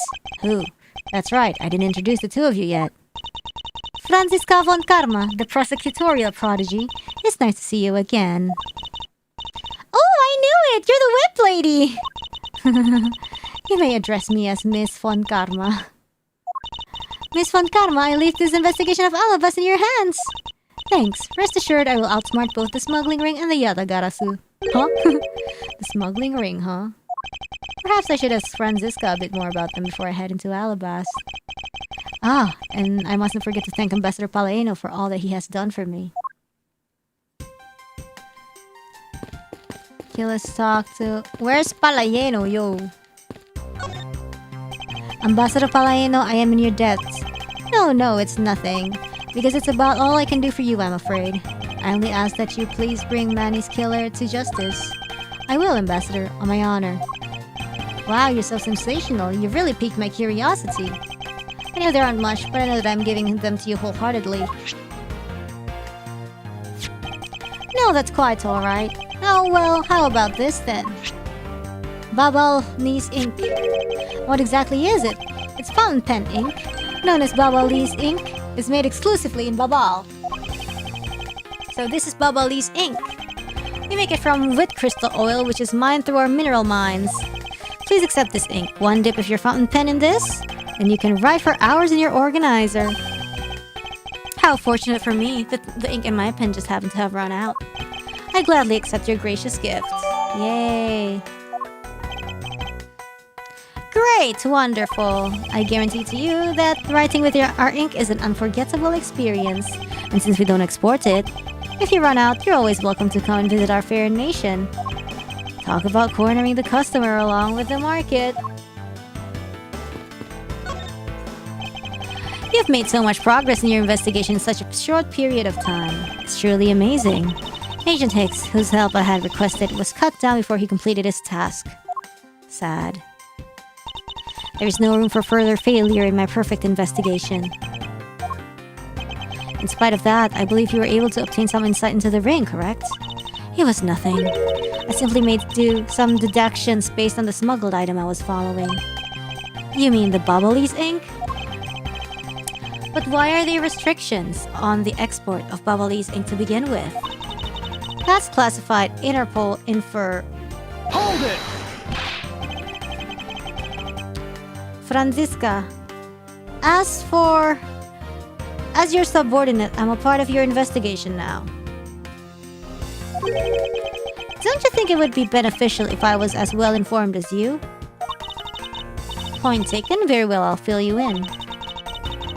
Recently, we discovered some very well-made counterfeit bills circulating in Zhengfa. Counterfeit bills? Yes, as you may have deduced. The counterfeits are being made with Babal's special Babalese ink. And it's virtually impossible to distinguish bills made with Babalese ink from real ones. What? Thus, it was only natural for Interpol to keep an eye on the Republic of Babal.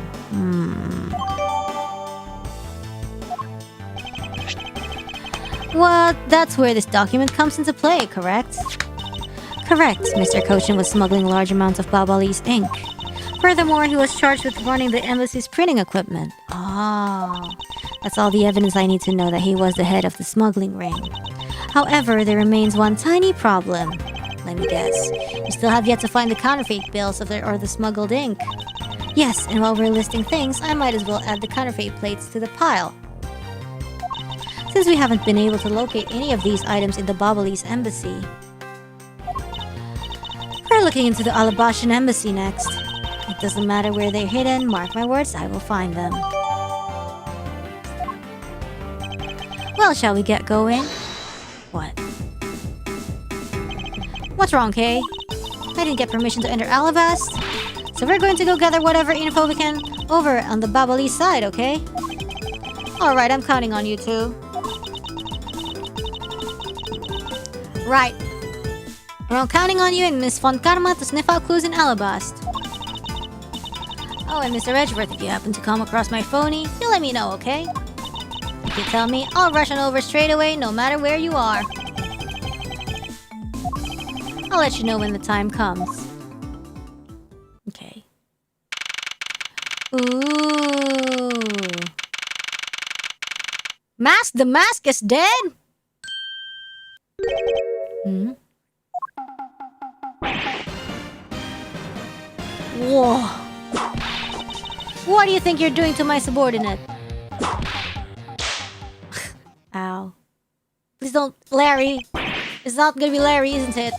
Oh my god. Ezio, thank the heavens you're here. I'm in a really, really big pickle, your lordship. The raven, it appeared, poof, and then disappeared. Swoosh! And though I am the steel samurai, my sword, Oh, I'm so confused I don't know what anything means anymore. Who is this fruitcake? I am Larry of the House of Buds, married man of Neo-Old Tokyo, milady. Now I remember. This person is one of your friends, isn't he, Miles? Yes, frowningly enough, he is. Hey, what's up with that answer? Your best bud is in a bind and you act like it's no big deal. What sort of bind are we talking about here? The suspect kind. I accidentally became a suspect in a murder. Oh, again? I see. That is quite the bind. Not that we're in the least bit surprised. Yes, I pretty much expected this news. From the instant I saw this unlucky face. His name is Larry Butts. I've known him since grade school, and for as long as I've known him, he has been the world's largest source of trouble, with a capital T. Hey, what kind of introduction is that? You're so mean, Edgy. If you're not careful, you might find your tiny number of friends go down by one. That was uncalled for. Besides, you're... Wait, hold on. Larry? It was you? You're the one who wrote my Steel Samurai autograph? Oh, you didn't notice earlier? I even winked at you through my headpiece. What's going on? And why are you beet red? Sorry, but could you not speak to me right now? Because he's a fanboy. Oh, sorry. Am I interrupting your comical yet melodramatic play? Haha, so this is the incident you mentioned earlier. Aw, man. Mr. Prosecutor, this man, the childhood friend of yours, is our prime suspect. Of what, you ask? Of the murder of a man who had snuck into this embassy. Mask the Mask 2! Mask the Mask 2?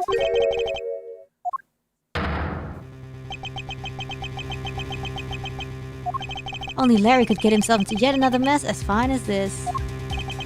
But no matter what the facts seem to say, Larry is not the type to commit murder. Still, it's a rather daunting stroke of misfortune I've struck. I have to prove that Larry Butts is innocent of all wrongdoing. Shifu, we identified the victim. Good work, I'll take that report now. Agent Long, would you mind if I took a peek at it as well? What did I tell you earlier, Mr. Prosecutor? Don't get in my way. There's only enough flesh here to feed one wolf, and that one is me. So, no, you may not take a peek. But Agent Long... Oh! Detective Bad. Agent Long, will you allow an investigator such as myself to take a look? Ah, yes, of course. You, let the detective see the file. You're Detective Bad. You're the prosecutor, Mr. Edgeworth, right? Fancy meeting you here, Detective. You weren't expecting me?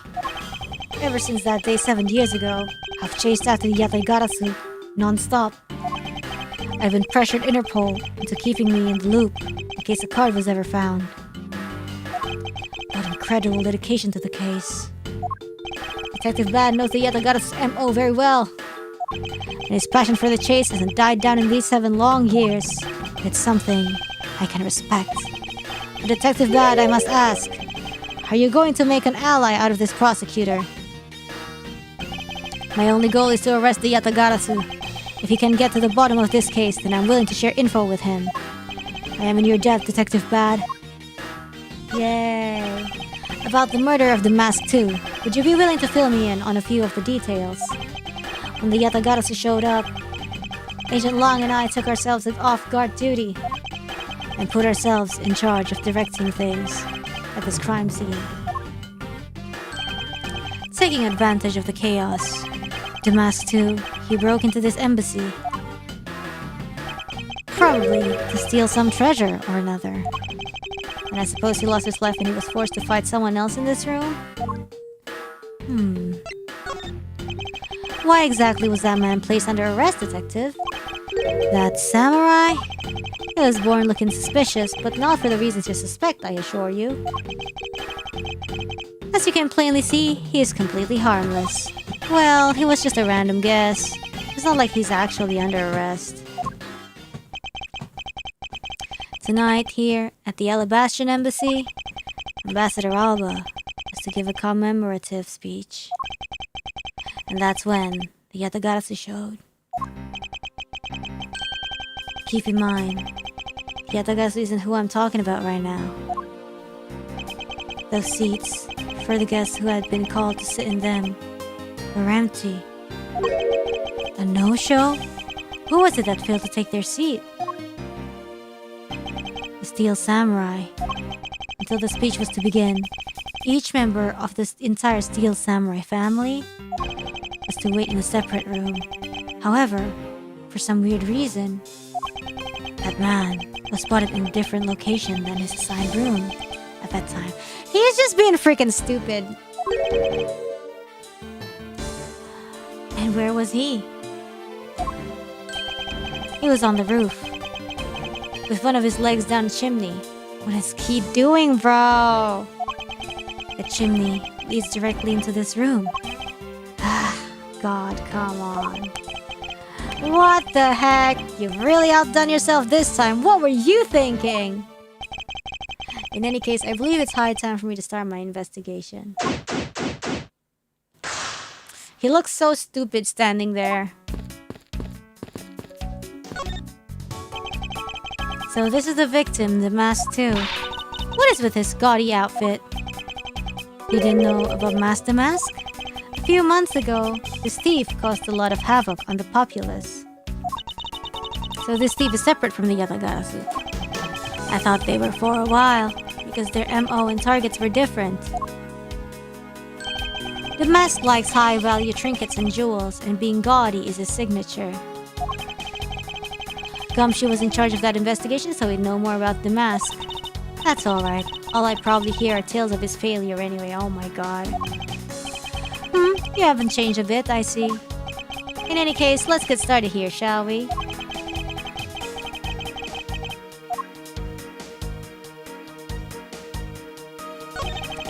So this is the murder weapon in this case. There's blood on the blade. It's a rather sweeping sword, isn't it? What did you expect? It's still Samurai Daddy's secondary weapon. I only call it his secondary because although he uses his sword in most of his battles, it's his trusty samurai spear that he turns to in a real fight. Why do you know this? You sure know quite a bit about the Steel Samurai. That's only because I saw the stage show earlier. The owner of this sword is the Steel Samurai, or in other words, Larry. I should probably ask him about it, as detrimental as it is to proving him innocent.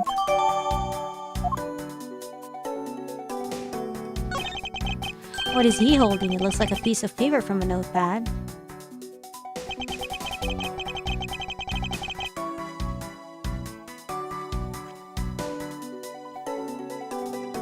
It would appear that directions on how to reach this room were written by hand. There is something written on the back as well. I'd like you to steal the Primiduk statue in this room. What is that supposed to mean? Who writes a note to themselves like that? If I had to guess from the text, I would say that this is actually a request from someone about what to steal. So who is the person that requested the theft of the Primiduk statue?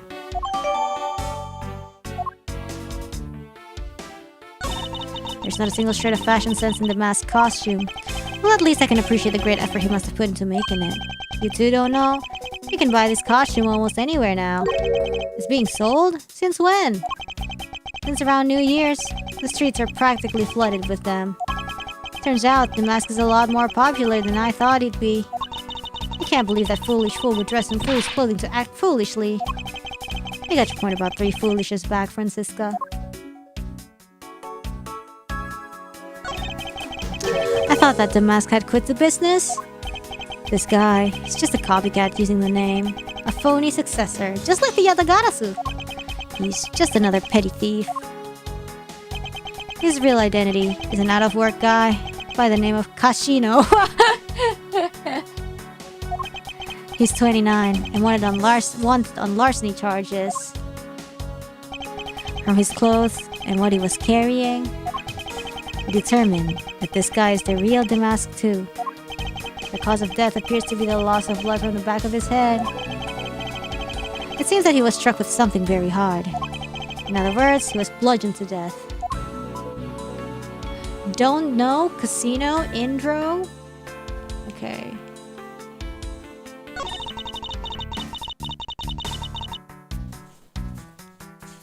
I suppose this was the wrapping cloth the master used to carry his stolen goods. But there's nothing wrapped in it now. I guess he never did manage to get his hands on whatever it was he was out to steal.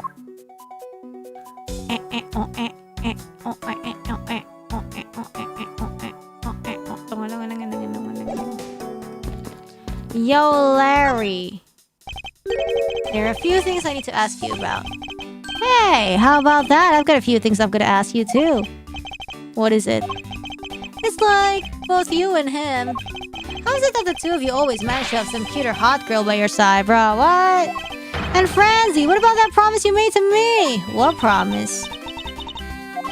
The one where you said you would model for my next book, Franzi's Whippity Whip Trip, huh? Yow! I made no such promise. Ever since grade school, we've had a certain saying about Larry. When something smells, it's usually the butts. One needs to look no further than this man to find the king of troublemakers. Whippity Whip Trip.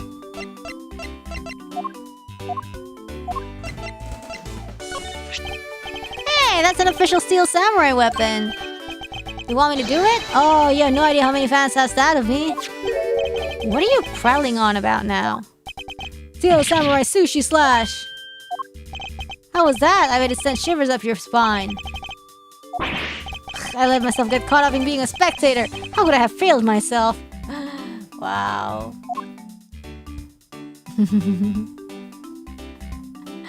That's cute.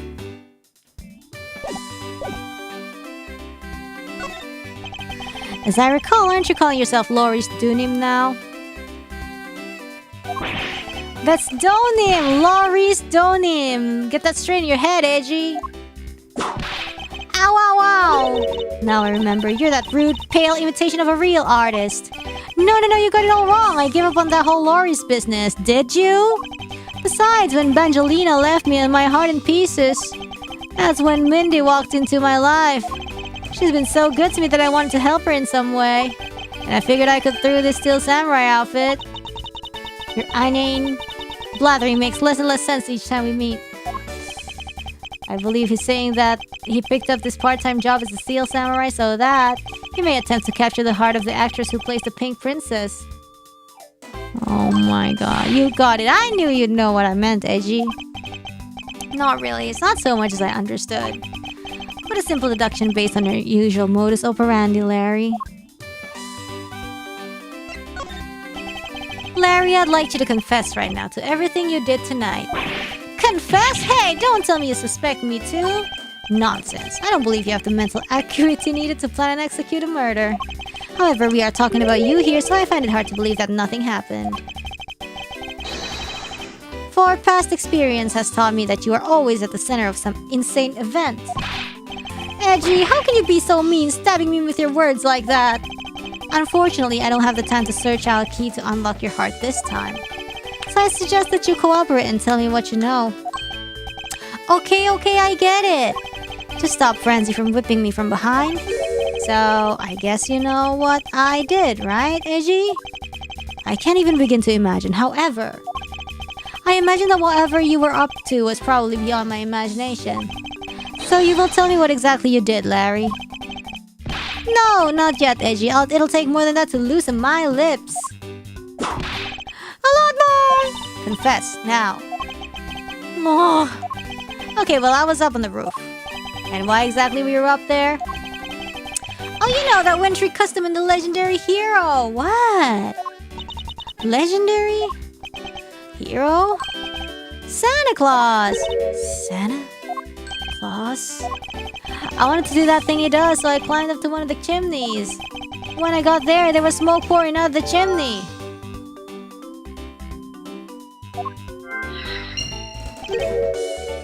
And... well, I couldn't go down the chimney with smoke coming up, right? So I gave up. Objection! Larry, you do realize that Santa Claus does not exist, right? Of course I know that I did graduate from junior high, you know? And you should also understand this. If Santa was real, he would be the biggest unlawful trespasser in history. Aw, crud! It is your attempt to imitate Santa that has landed you as a prime suspect in this murder. Come on, man. What's so wrong with pretending to be Santa? Objection! Let's start with the fact that it will be the Ides of March in a matter of hours.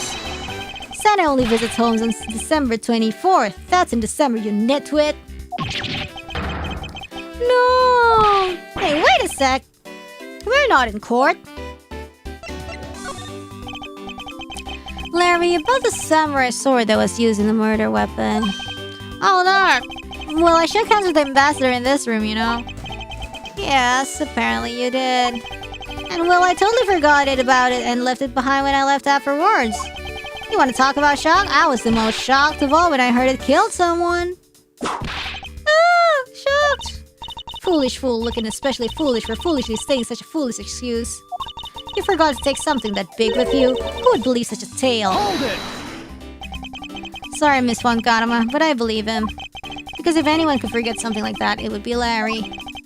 Edgy, you believe me! I just knew that our friendship is something special. Anyway, even if Larry had simply forgotten the sword and left it behind, that in no way clears his name. Which means that I will have to prove his innocence from a different angle. Seriously? The person shaking hands with the steel samurai in the picture is Ambassador Alba. It was taken just before the murder. Steel samurai must be very popular. They're even using the national treasure as backdrop. I just don't understand. What exactly is so great about the top knot there? Clearly, there's a depth to this show that a young person like you can't fathom. Speaking of young people, aren't you children the target audience of this show of costumed actors? Oops, sorry. What? Why is this facing differently? It should be facing that way if... Gimana sih nggak jelas? That was the exact same statue sitting in that Babali's office we examined. It's the primitive statue was the national treasure of the Principality of Codopia. There was only one of these statues, meaning that one too is the replica. But both Alabasta and Babal claim to have the real thing. What an incredibly childish fight to have.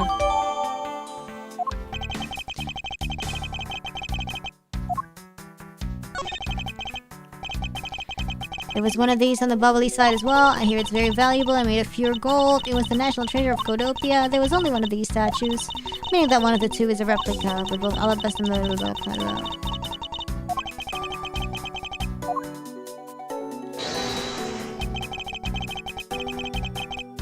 Yeah, it doesn't match the photo. Eureka! Look at this photo and tell me what you find odd about this scene, Miss Von Karma. The parent joined the ambassador's face as he shakes that top knot's hand. That's not it. I was trying to point out that the statue in the photo is facing a different way. You're right. The statue is a national treasure. As such, only an ambassador or secretariat level person is allowed to handle it. The fact that the statue is facing one way in this photo, and now it's facing a different direction in this preserved crime scene, is proof that someone touched the statue around the time of the crime. What if this was the murder weapon? It was almost the exact same wall mount for the nuts on the bubbly side, but I can't see any of the details from this distance. The counterpart to the bubbly's butterfly is the Alabastan flower. The butterfly and flower, they both lovely things. Well, can we interpret this to mean that Alabast provides money to Babal? Honey to Babal? Francisca, could you come up with a more meaningful or profound comment? Very well then.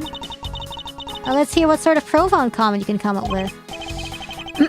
Well, flowers cannot survive without the butterflies that spread their pollen, and butterflies cannot live without the nectar that flowers provide.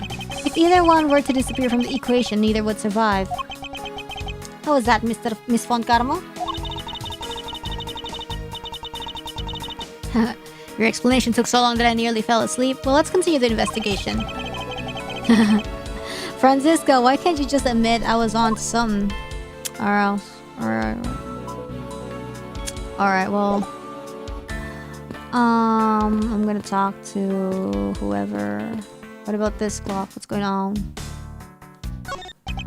There was a grandfather clock just like this one earlier in the Babalese embassy. You know, symmetry is a fine thing, but their interior design really suffers for it. Really? I think this clock actually fits the decor of this room quite well. I suppose the wood does suit the all-natural atmosphere of this room. Its design and the material is made of strikes a good balance with the plants. Hey, you two! Now's not the time to be talking about interior decorating, you know? Hurry up and save me! Yo, shut up! Be quiet! This is all a part of my elite investigation. All you need to do is be quiet and watch. Actually, I do believe Larry has a point for once. What is that plant supposed to be? Francisca, can't you see that it's supposed to be a likeness of Ambassador Alba? Miles Edgeworth, as a subordinate, you have a lot of nerve telling me what to think. I look forward to your salary assessment next month. You are deluding yourself if you think you have any control over that. That's funny. The counterpart to the Babalis butterfly is the Alabashan flower. The butterfly and flower, they're both lovely things. But can we interpret this to mean that Alabas provides honey to Babal? Did you go? Oh, Nuda.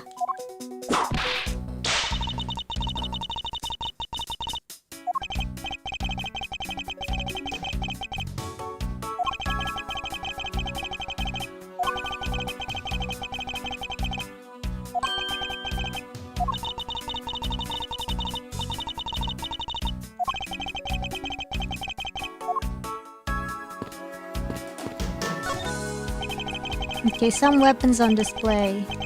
Crossbow, set of knives bearing a flower. Counterparts to the Babalis knives. The blades inside this should match the blade that was used to kill Mr. Cochin.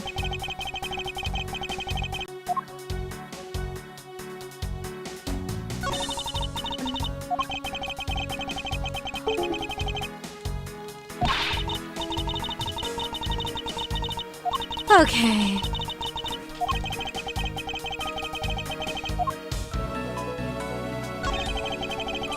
Is it still Samurai's primary weapon, the samurai spear? Isn't it awesome? I totally fell for this thing. It's sleek and shiny, just like my heart, huh? It comes at you like whoosh!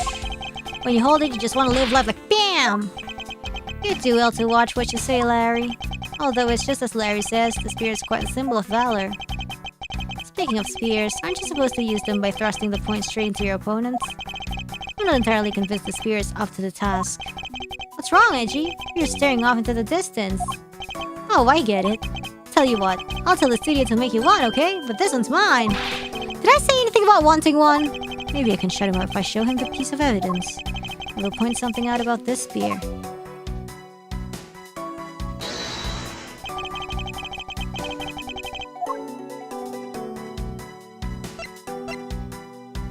Eureka! Larry, about the spear. Are you feeling it? Bam! I thought there was something strange about this spear. Tell me, Larry, is it just me or the spear a bit bent? What? No way! It's exactly as it should be, yo! I have here the autograph you wrote for me earlier. Now take a good look at this which you drew in your own hands. You can see that the spear is clearly of a different shape. What do you have to say to that? I'm sorry! When I hold the spear in my hands, all of a sudden I feel super powerful. And then during practice, I was spinning it around and around. And bam! It hit the wall! You unbelievable! This is an embassy!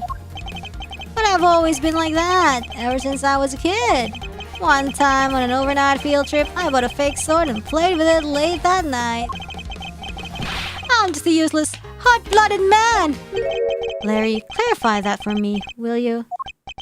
Okay, so it was on field trip and I began to shadowfy with myself. Not that! I meant what you said earlier about spinning the spear and hitting the wall! Oh, that is no biggie. It's not like I left a hole or anything. That's not why I'm asking, Larry. The samurai spear is made of metal. I somehow doubt that a move as simple as spinning it around would cause it to bend. Man, Edgy, you're so naive. What? Where did that come from? Well, you keep calling it the samurai spear, but it's not real. You can't really fight someone with it. Because it's hollow on the inside. You could hit it against practically anything and it would bend. Is that so? Don't tell me you thought it was real. Oh, but don't take it the wrong way. I just think that part of your personality is cute. I see. Your friendship truly is something special, Miles Edgeworth. That's not friendship. It's utter humiliation.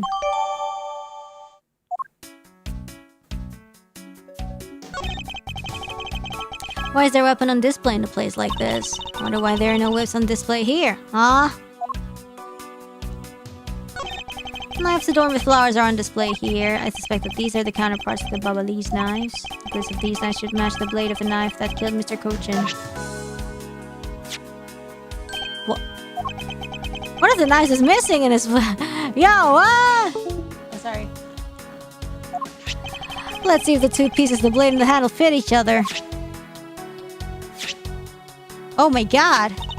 It would appear that they fit together quite well, almost seamlessly. And this means that an alabaster knife did find its way to Baba. But how? Weird. It's a fireplace, and by the looks of it, I don't think it's been used recently. I could say that I see anything unusual about it.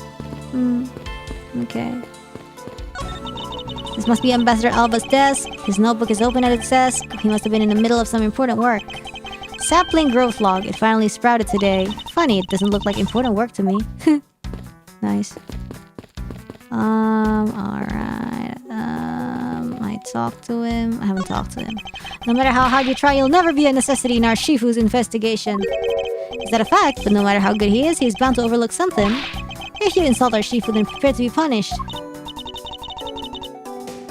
And how exactly would you punish us? Every investigator under Shifu's command will work to disrupt your investigation. Vindictive much? Huh. You did some investigating over at the Babalese embassy too, right? I did. Is there a problem? Langzi says, a wolf who aims to hunt for two rabbits at once. I believe the idiom you require is he who runs after two hares will catch neither. A real wolf can catch both. I see. So what are you trying to say, seeing as how I am currently handling two cases? Suit yourself. But don't say I didn't warn you. Okay, I think we, oh, hello. Two gorgeous flowers are in full bloom here. I'm sure flowers are as lovely as these must have an equally as lovely name. Miles Edgeworth, are you done staring?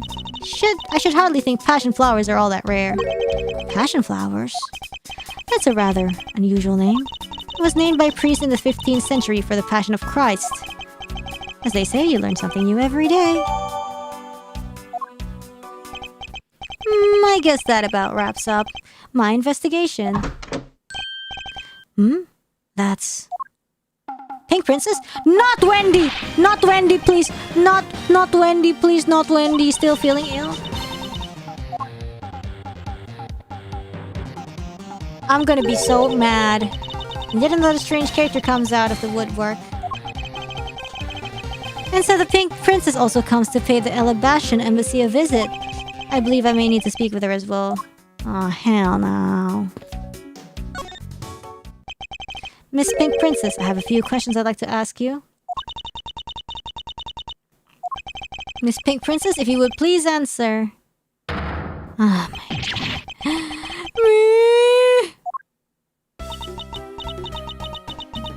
This must be what they call fate. How could this happen 2 days in a row? What the? Aren't you Miss Oldbag? Why are you so surprised? Ah, so you're the one they got to play the Steel Samurai. It's too bad I didn't realize that until now. You're acquaintances with Larry? Why yes, we worked at the same company for a little while, you know. That's why it was okay, my Ejipu. You don't need to be jealous. Whoa. I was in the next room, you know, trying to get in some beauty sleep. But it was so noisy here that I couldn't fall asleep. So I came over to complain. So imagine my shock when I saw my precious Ejipu waiting here for me. I mean, who could have imagined that you would ever come to a show like this? I guess I've misjudged you, Ejipu. You misjudged him? I thought he was trying to avoid me, you know. That was no misjudgment on your part. That's precisely what I was trying to do. But it looks like the winds have shifted and he's not willing to be chased after. I'm simply overwhelmed. Don't you worry, Ejipu. I'll chase you for forever. To the ends of the earth. Isn't that just peachy? This is one of those rare times when Francisca and I actually see eye to eye. Now then, what are you doing here? I thought you were working at Gatewaterland as the Pink Badger. What are you talking about? That was ages ago. That was yesterday! Look, I worked at Global Studios before a long time ago, right? Well, Well, they called me up this morning, kind of out of the blue, actually. They called you? Apparently the girl who plays the Pink Princess collapsed from a bad cold. It happened so suddenly, so they called me in to be her last-minute replacement. Do they not have enough people on staff at that studio? I really couldn't say no, so here I am playing the role of the heroine. Instead of that Mindy girl, I mean. But the poor girl, I feel bad for her. Because they let me stand in for her, she's going to have a terrible time when she returns. Oh, I mean, I'm not exactly great at reading, to be standing... Yeah.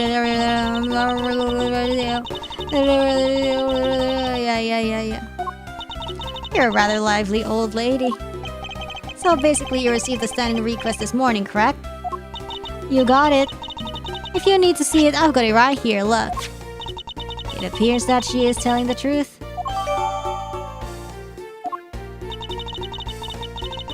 I tell you, my fine acting moved the entire audience to tears. Tears of sorrow, I guess. Oh, tears of laughter. That's good too, as I recall.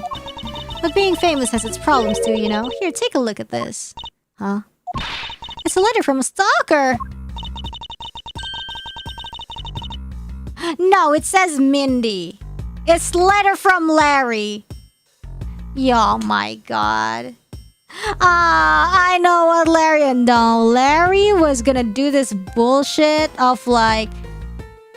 going to Wendy's place from the chimney. Oh my god. I'm gonna cry. I was just taking my break when I found this stuck on the door to my room. Honestly, you really have to watch out for these kind of things. Look at what it says. Wendy, I'll be descending on you from above tonight. Your loving night. How absolutely revolting. I mean, you'd think he could get my name right. There's no accent in my name. Wait, this horrible handwriting. Where have I seen this before? But now that you're here, Edgy-Poo, I feel 1000% safe. Where do I factor into this? You'd bust that evil stalkerman for my sake, wouldn't you, Edgy-Poo? Well, if you allow me the liberty to handle this in my own way, I'll gladly dispatch a detective to your house later. Oh, come on, Edgy-Poo, stop being so dismissive and playing hard to get. Oh my god. What were you doing at the time of the crime? What crime? What? After the show was over, I've had nothing but free time on my hands, so I used the fireplace in the room next door to keep my hip back. Oh, that's why there was smoke! You know, Old Bag's costume low-key looks like some delicious Sakura Kit Kat. A murder occurred in the room right next to yours. Is that right? Oh, Edgy-Poo, I'm so scared. Hold me, caress me. Hold it! If you could please not cling to my personage.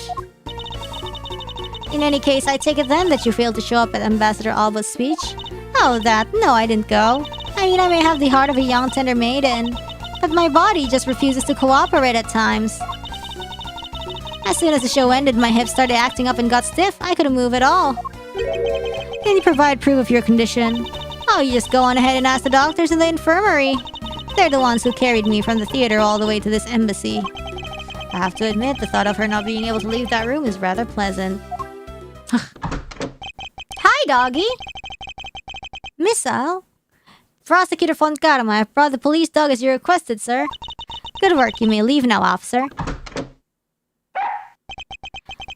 This dog. I requested the assistance of a dog in our search for the Yatagarasu. Looks like you guys have some pretty bright dogs in the country, too. Yeah, you're a real cutie, aren't you? Yeah, that's a good boy. That's the police dog Gumshoe's been taken care of. I think its name is Missile.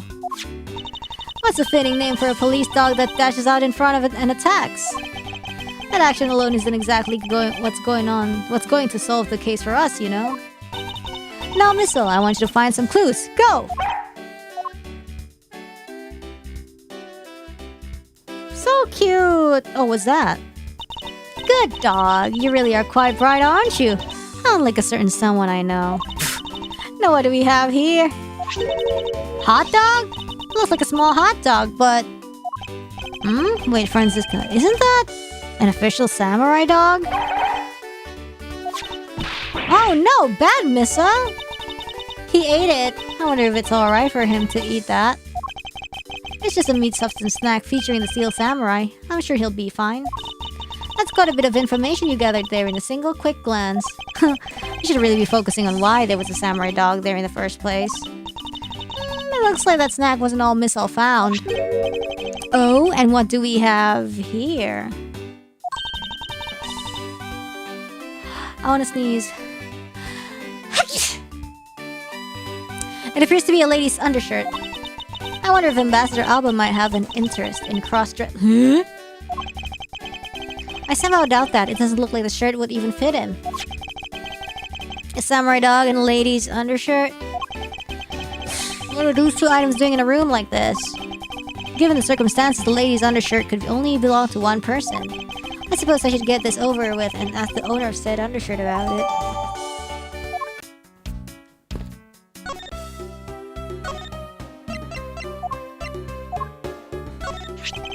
If you could please take a look at this brown-colored undershirt.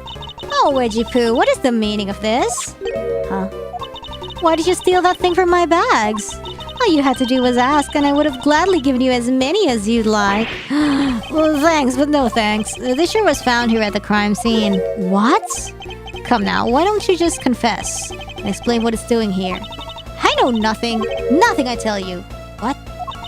Oh, I admit that I used the fireplace to dry that shirt, but I can't really help the fact that I had to, you know. Wearing that pink princess costume was like being in a sauna. And on top of that, I get fingered as a suspect? You're too cruel, Edgy Poo. Are you claiming that you never once set foot inside this room? Of course I am. If I had been the one to find the body, do you think I'd be as calm as relaxed as I am? I tell you, it's always like the Swami niya kanapa, I guess I'm stuck marrying you. I don't deserve you, but I can't help it. Will you marry me? Honestly, man, these days. Well... I don't believe she was lying about her actions. So I can safely assume she really was drying her shirt by the fireplace on her break.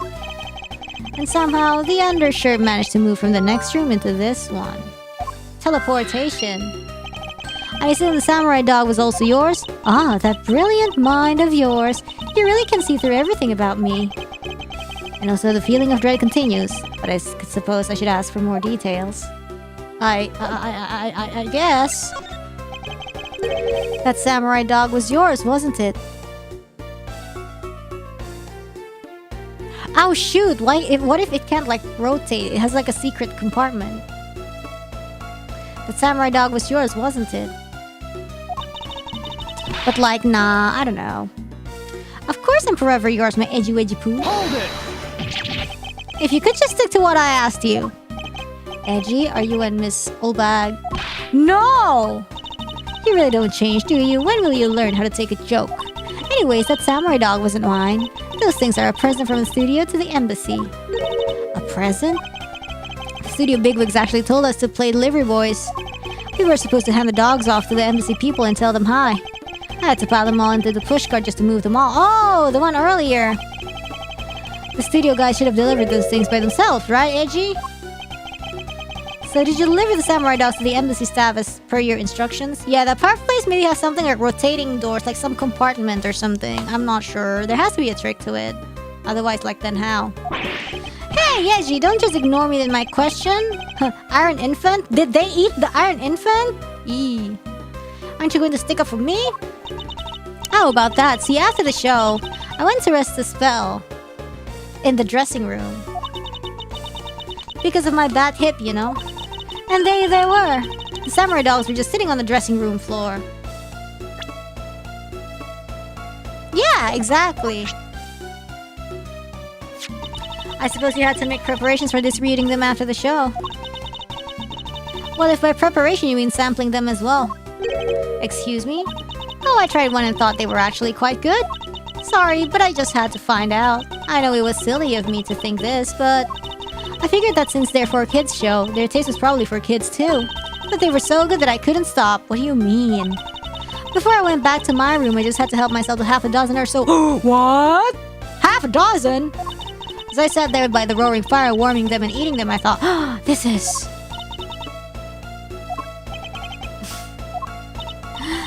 What is it now? Oh, I know. I bet you want a box too, don't you, my edgy poo?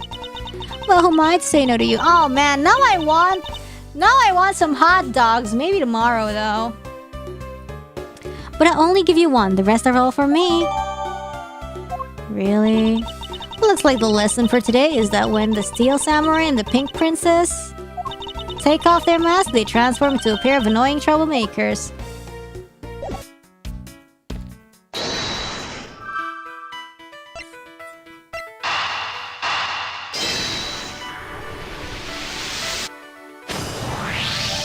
There is no trace of this room's fireplace being used. And your point is... smoke was supposedly pouring out of the chimney connected to this fireplace. At least according to Larry, this is a contradiction of facts, is it not? Are you sure he wasn't just disoriented or something up on that roof? There is testimony from an investigator that puts Larry at this particular chimney. So no, I don't think it was mistaken impression on Larry's part. On the other hand, the fireplace in the next room was being used at the time. Where do you suppose the smoke from this fireplace went? I see, so what are you proposing is this. The smoke that came out of the chimney was actually from Miss Oldbag's fire. So basically the fireplace of neighboring rooms share one chimney. Is that what you are implying? Precisely.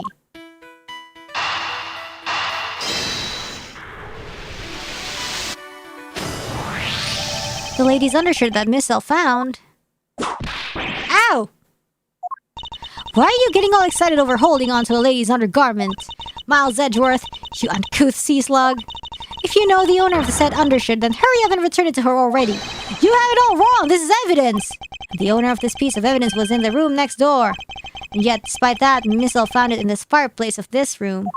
This lady's undershirt. Are you seriously claiming that it somehow passed through a solid brick wall? Not quite. The fireplace in this room is connected to a chimney.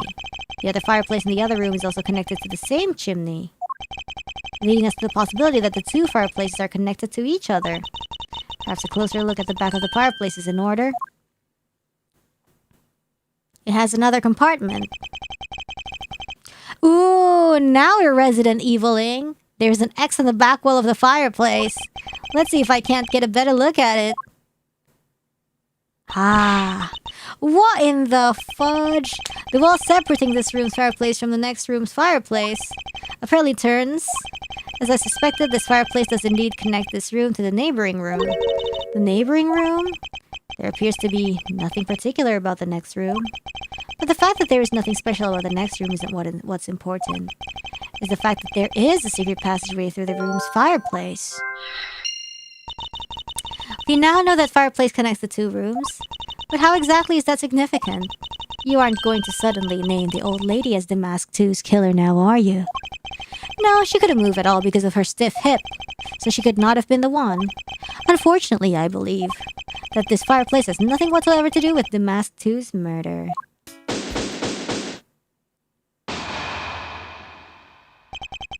It would appear that the answer has made itself known. You're making quite a confident face there, Mr. Prosecutor. Bring it on. I'm ready to counter any argument you may have. Very well then, if you are prepared, I'll show you exactly where my deductions have led me. Good, I'm counting on you, Edgy. Leave it to me, Larry. My first attack will be to expose your lie for what it really is. My lie! I know that there is still something you are keeping from the rest of us. What's wrong with you? Why is it you won't believe me no matter what I say, Edgy? Curse you! I should just hurry up and die already if that's how it's gonna be. I'll confess to every murder in the whole world and then kill myself and throw everything into mass confusion. You made some wonderful friends as a child, I see. Larry, I only have one thing to say to you. Even if you make that face at me, it's no use. A man who is ready to die is strong-willed, you know. Larry, it doesn't matter what sort of harebrained trouble you've caused. I've only asked that you do not lie to me. If you cause an innocent person to be judged unfairly because of some insipid lie, I will never forgive you. Edgy. Although allow me to say that I consider you to be among the innocent in this case, and that I will draw the real killer out. You can trust me on this. Alright, This time I'll tell you the whole truth, okay? What happened, what didn't happen, the works. Just what happened will do. Now then, if you would please testify as to what you did up on the roof tonight. Okay. After the show, I left the pushcart in the rose garden and came into the embassy. Then they took a picture of me shaking hands with the ambassador. After that, and until my next appearance, I had some free time, so I wandered around. That's when I spotted the chimney. A chimney like that is a rare thing, you know? So then I wanted to play Santa and decided to give it a try. Okay. Larry, I thought I just finished telling you to not lie anymore. But it's kinda ultra embarrassing. And what exactly is so ultra embarrassing that you can't tell me? Edgy man, I just said it was embarrassing, so of course I can just blurt it out. So you're just gonna have to reason it out of me. As your superior, I command you to hurry up and expose this man's lie. I have every intention to, for I'm not about to let us waste time on such a trifling matter.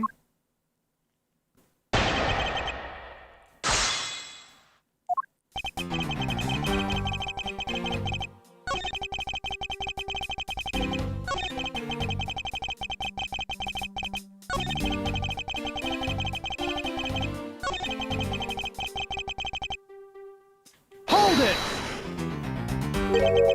You suddenly wanted to play Santa.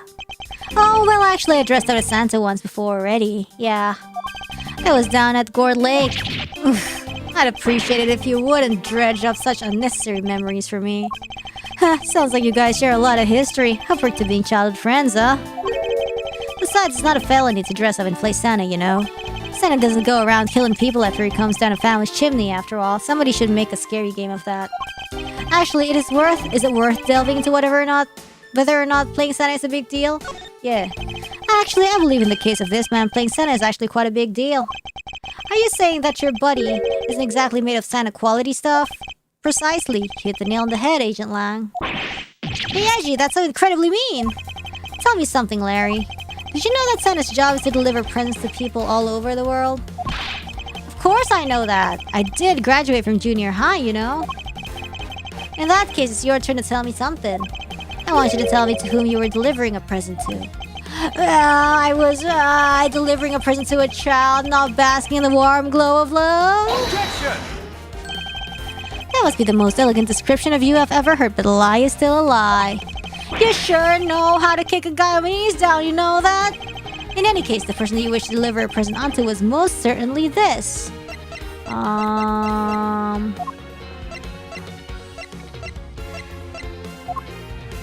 What?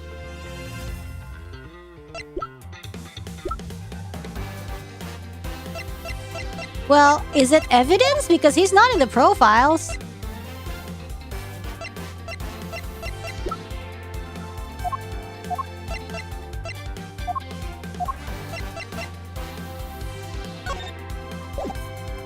Oh, I can't. I have to present. I have to present the profile. Huh. Interesting.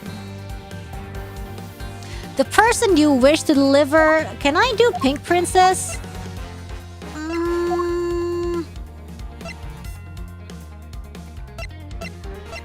I can't do Pink Princess. Or I could try Old Bag.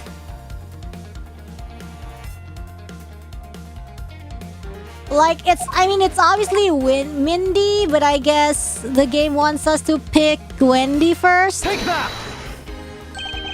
Huh, interesting taste you have there, Mr. Suspect. Don't spread lies about me! I totally didn't want to see Miss Oldbeck so much that I tried to go down the chimney. Ow! I advise you to stop right there in your bashing of a lady. Well, I must admit that I myself hardly ever gave the wand to run to that lady. However, what if you were misinformed and under the wrong impression? Then what? Define wrong impression. I simply mean that the man before you thought to enter the old lady's room without knowing one very important fact. And that fact is best summed up with this. Sorry, what? What were you saying?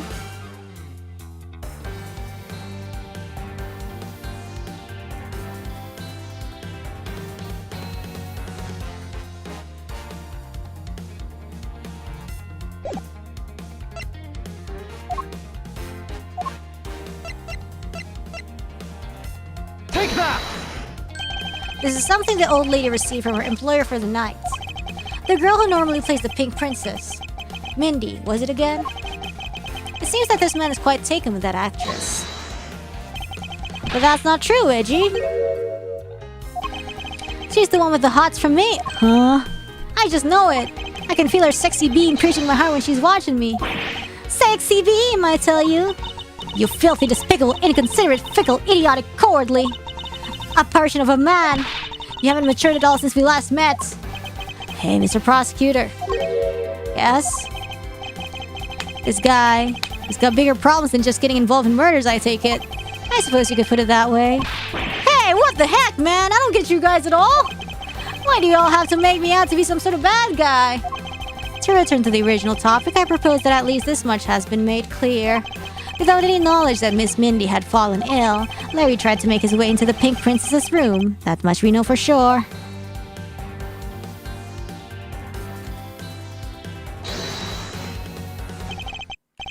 Hey, Edgy, looks like I've got the hang of this court thing now.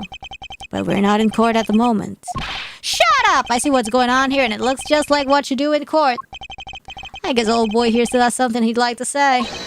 Langsy says, until the root of the tongue dries, one never knows the whole truth. You shouldn't form conclusions until everything is out in the open, which is why I'll listen. Alright then, get ready to listen to me defeat Edgy in a battle of wits. Larry, have you forgotten that should I lose, your victory prize will be your arrest? So you think that all I wanted to do was to go visit Mindy, huh? Well, I dressed up as Santa and climbed out to the chimney, but the smoke was really thick. It was a case of mistaken identity, and that mistake made me late for the speech. Ah, what? And to top it all off, I became a suspect in the murder. That's what you really meant. Like, bro wants to go to jail so bad. What the fudge? Okay, but why would I ever put myself through so much humiliation on purpose? Huh? What? Okay. Hey, someone say something! Larry, are you seriously trying to submit this, not as a confession, but as testimony? So what if I am? Is there something wrong with that? My claim is a claim claiming my claim. Do you have a problem with that? What the huh? So it was you! You're my stalker. But I should warn you, it doesn't matter what kind of flattery you throw at me. I'm the devoted type of woman who's wholly focused on one man only. As long as Ichipu is alive, I can just drop him and be unfaithful. No, I can't, although earlier I was tempted to...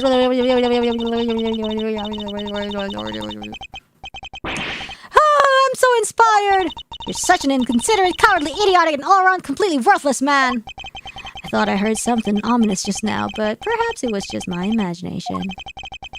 I believe there is nothing further for me to prove at this point. What do you mean? Of course you still got something to prove. You still have to show some proof that I was trying to meet up with Mindy. Proof, you say? Remember, Reggie, everything is evidence in court, right? You mean evidence is everything in court, Larry? But I understand your point.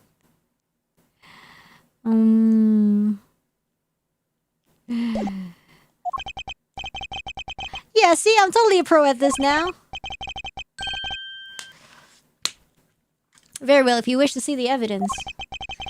That statue behind Loki looks like me. Then let me show you the last piece of evidence you'll ever wish to see. Okay.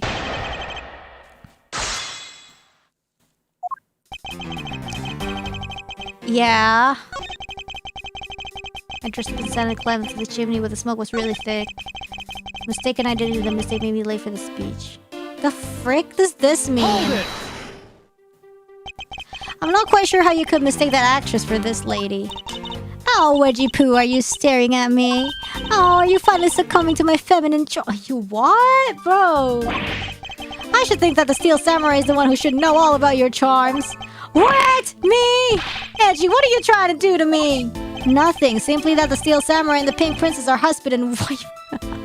Married man of Neo Old Tokyo, baby. Let's go. Oh, is my poor little Edgy Poo jealous? Oh, if you could please drop that line of discussion right this instant. But Edgy, I told you. I already have Mindy. Speaking of Mindy, exactly what kind of woman would you say she is? Edgy, are you seriously telling me you don't know who the Mindy is? She's just like what her name means. She's super sweet with a great smile. What? I don't mean to brag, but she's one of the troupe's fastest rising stars. Why are you bragging in her stead, bro? Interesting. Ha! So you're saying a woman like that is what made you late to the speech? Huh? Curse you too!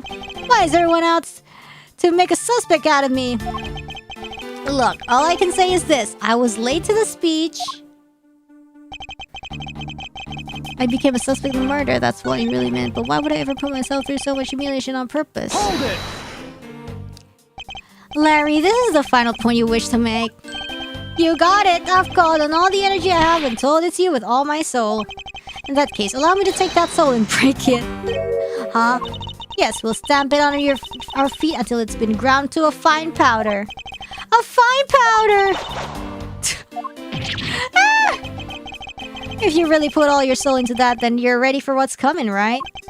In place of the Honorable Larry, I offer my soul to you. Bro. Larry, come on from behind there and face this like a man. You're scaring my liege! This whole testimony is one giant confession of all that he's done tonight. He's practically begging me to show why he bothered to put himself through all of this.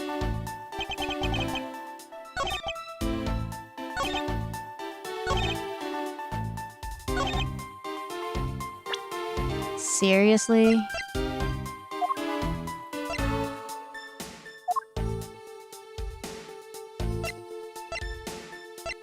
Wait, what is this? I need to, oh, okay.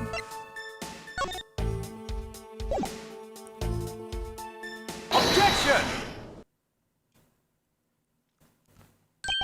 Larry, don't even think about denying that you have knowledge of this letter. Hey! Why are you showing that thing to me? Wendy, I will be descending on you from above tonight. Your loving knight. Well, isn't that just romantic? But you weren't able to descend on her from above, were you, Mr. Loving Knight? Ah! I have no idea what you're talking about! I don't remember a thing! Objection! You can pretend to be ignorant all you'd like, but it's written right here. This letter proves that you were not out to meet the old lady, but rather that you were attempting to pay Miss Mindy a visit. What part of this letter shows that the person Larry had intended to meet was Mindy? Well, this one. Take that! Larry, I suggest you take up penmanship lessons. That is, if you never wish to experience this level of embarrassment ever again. What the heck? What are you talking about? Speak English! You wrote Mindy so sloppily that it became Wendy to the average eye. Hey, stop picking on me. You're so embarrassing. There. Isn't that what childhood friends are for? They're the best, aren't they? For punching. But that will have to wait until we're off of this crime scene. Hey, Angie, save me from the scary man!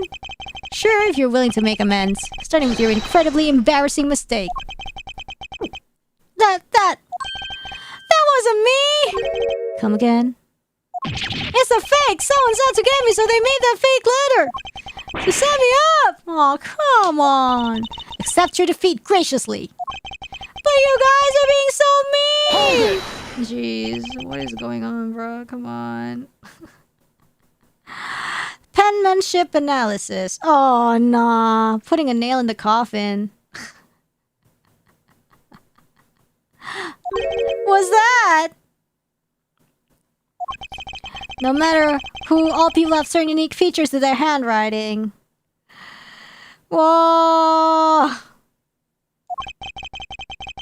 Ergo, all we have to do is compare the handwriting in this letter to a sample of yours. Yeah. And we'll know soon enough who it was that sent this letter. Yeah, of course. I'll never write another thing in my life. Hold it! Come on. Can we just ship Larry to prison? I don't know. Well, test. It's no use, Mr. Loving Knight. For you've already graciously provided me with a sample of your handwriting. Ow! Take that! This one. This autograph and our mysterious letter. If we compare this handwriting, we'll know the answer to our questions soon enough. Confess now, Larry, to your miserable failure. Jeez, alright then, bro. I'm sorry! I did it. It was me causing trouble again. Of course it was you. I admit it. You hit the nail right on the head, Edgy. So he finally confesses. I saw the pink princess being carried around in a stretcher and got worried, alright? I wanted to go into Mindy's room, but the doctors wouldn't let me in. So what choice did I have? It was the chimney or bust, Edgy. Your mind jumped from the door to the chimney? What a criminally overactive imagination. Well, at least I was honest and wrote Mindy a letter and stuck it under the door. That way she wouldn't be so shocked when I came down through the chimney. Except for the fact that the letter was an utter failure at conveying said sentiment. I'm really sorry. Larry, you may be a shameful good-for-nothing Bro, come on. You may be a shameful good-for-nothing blight on the face of humanity? Yeah, sure. However, I always knew you weren't the killer. Yeah. Well, he did say that in the beginning, you know? Like, I told you to trust me. Because at the very least, I can attest to that about you. Edgy, you're... We've lost a lot of valuable time because of you! Ow! Bro, come on. In any case, I believe we can say that we now know exactly what happened. Mr. Larry Butt sought to climb down the chimney. Not for access to the crime scene, but to enter the room of the elderly lady next door. Elderly lady. Great job, Mr. Prosecutor. Although I still find it a bit unbelievable that the two of you are friends.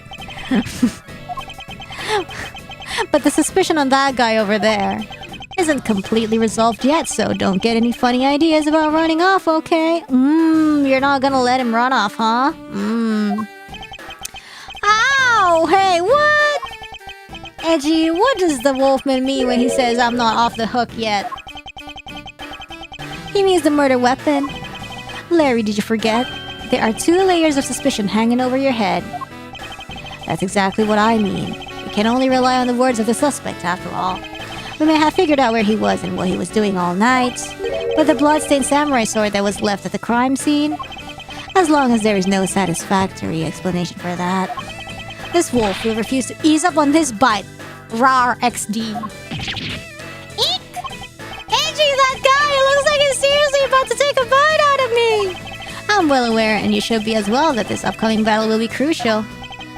Thanks to the cooperation of our lovely bumbler, I've been dealt a very nice hand and a sweet trump card. Looks like we're about to enter the final bout. Now, Mr. Prosecutor, let's see what you've got. I can easily point out the contradiction in the supposed murder weapon. But the real problem for me is figuring out what the real murder weapon is. Sorry. This will be a high-stakes gamble. Oh my god, let's go gambling! But this is one game I can't afford to lose.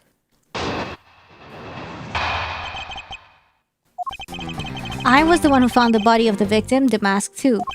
Beside him was the samurai sword, glitter red, and offering up the secret scent of blood, It was supposed to be in the Steel Samurai's dressing room, but I found it here instead.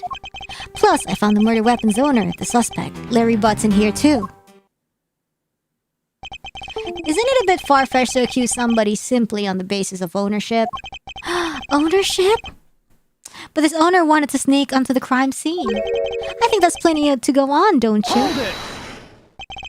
If you're alluding to his reason for being by the chimney, we've already established that. Not so fast. Hold on there, Mr. Prosecutor. You two are longtime friends, right? Who's to say you didn't fabricate the evidence to give him an alibi? You're accusing me of fabricating evidence? You think I can believe anything you produce? Forging evidence is all you prosecutors do. This man has some serious issues with prosecutors. But come on, I can't think of something as complicated as that, right, Edgy? Actually, yeah, he's right. Larry, I can agree because I know you and your personality well. However, Agent Long knows nothing about you. Or me, for that matter. I sense his hatred for my entire profession emanating from his entire being. Meaning that the only way I can prove Larry's innocence is to present irrefutable evidence.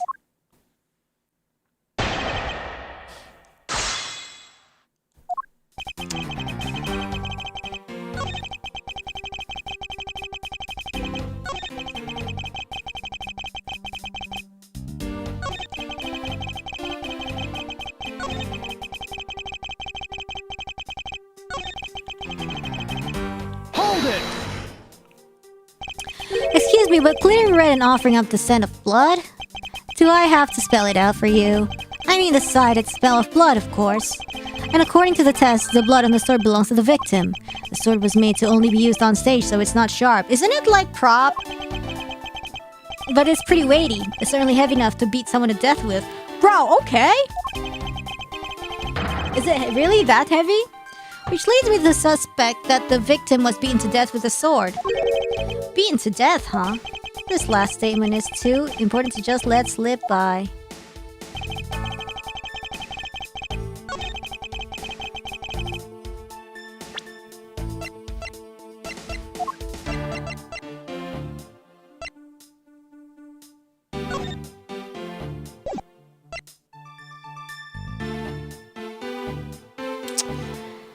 Maybe later. Hold it! About this samurai sword, have you received a report from forensics yet? They confirmed that the blood on the sword belongs to the victim. Alright, but have they confirmed that the outline of his wound is consistent with the weapon? Tell me something, do you see the dead body right there in front of you? So, if they were conducting an autopsy right now, shouldn't that body not be here? Well... Huh, I suppose so. I guess they must still be investigating this room. Meaning that it's possible he doesn't know about that piece of evidence true nature. Oh, he doesn't know that it's hollow. Okay, then. Anything else you'd like to chit-chat about? Nope. Now let's continue. I'm just gonna try to present this like, hey, didn't you know that the prop is hollow? Objection!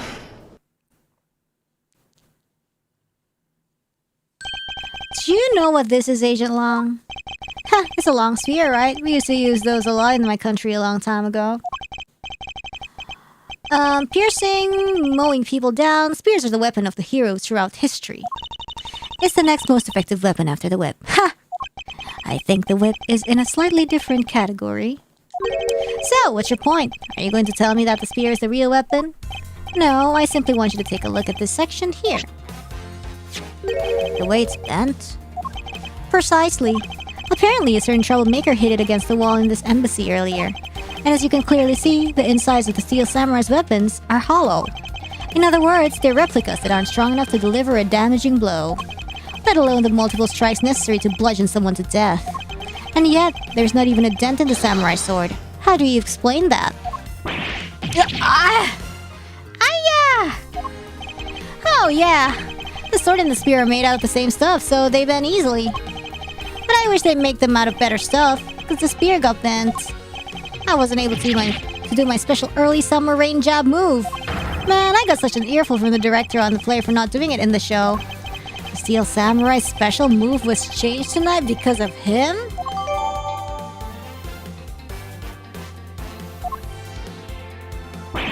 Youch! That's more than enough of your whining whimpering. Now, back on the topic of the spear. Yes, let's return to the real topic of discussion. This is where the real gamble begins. I don't have a real strategy per se, so all I can do for now is let the chips fall where they may. Using guesswork and taking risks in place of real logic is hardly the Von Karma way. He's neither smart nor very clever. Miss Von Karma, as you know, unlike your father, I am not a genius prosecutor. Plus, I doubt his record of a 40-year win streak will ever be broken. Perhaps it is for the best if it remains unbroken. For no one should have conceived of the notion to convict all defendants in the first place. Objection! What a foolishly foolish statement from a foolish fool who hates to lose. It's the job of a prosecutor to make sure that all defendants are found guilty in court. There is nothing more important in this world than a perfect victory. Hold it! That may be your opinion, however, I don't believe that's all we are. As a prosecutor, what I pursue is not the perfect victory, but the perfect truth. And if that means that the bridge I must cross will crumble beneath my feet, okay. Then let it crumble as I walk on towards the truth. Oh, that's his writing is kind of fire, bro. Okay. You're good at keeping me entertained, Mr. Prosecutor. But you know, humans are delicate creatures. The slightest bump and we expire. Okay. I'd like you to consider, if you will, the possibility that the sword was used in such a way that the attack killed the mask too without bending it. Ah? What? So, what do you think of my hypothetical scenario? What? I think you know what to do here, right? And what you need. What? Of course. What I need is evidence even he can't refute. This is it. It's time to bring this to a close. What? It's possible to use the samurai sword to kill someone. And under these circumstances, is the only logical conclusion. What? We searched the embassy, top to bottom, but the victim's blood is only on that weapon. What? So isn't it only natural that that suspicion would fall onto the owner of said weapon? Huh? What are you, bro? What is bro yapping about? How long do you intend to cling onto that preposterous theory? As long as I want, because we examined every corner within the walls of this embassy. What is bro yapping about? There's no stone we've left unturned. We have managed to come up with only one logical conclusion. That the only place inside this embassy with the victim's blood on it what is this sword? You left no stone unturned, is that a fact? If you've got something to say, then say it in the only way I respect, Mr. Prosecutor. Well, you have no respect for anything, bro. Except for Mr. Bad. Lang is a cool guy, but it's kind of dummy. Well, you know, it's like one of those, like, balance stuff, you know? He has, like, aura, but, you know, I like it. I like his character. It's refreshing. Yes, of course. In that case, allow me to make it all crystal clear for you.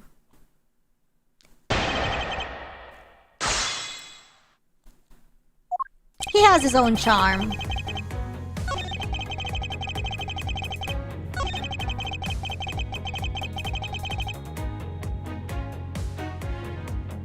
No!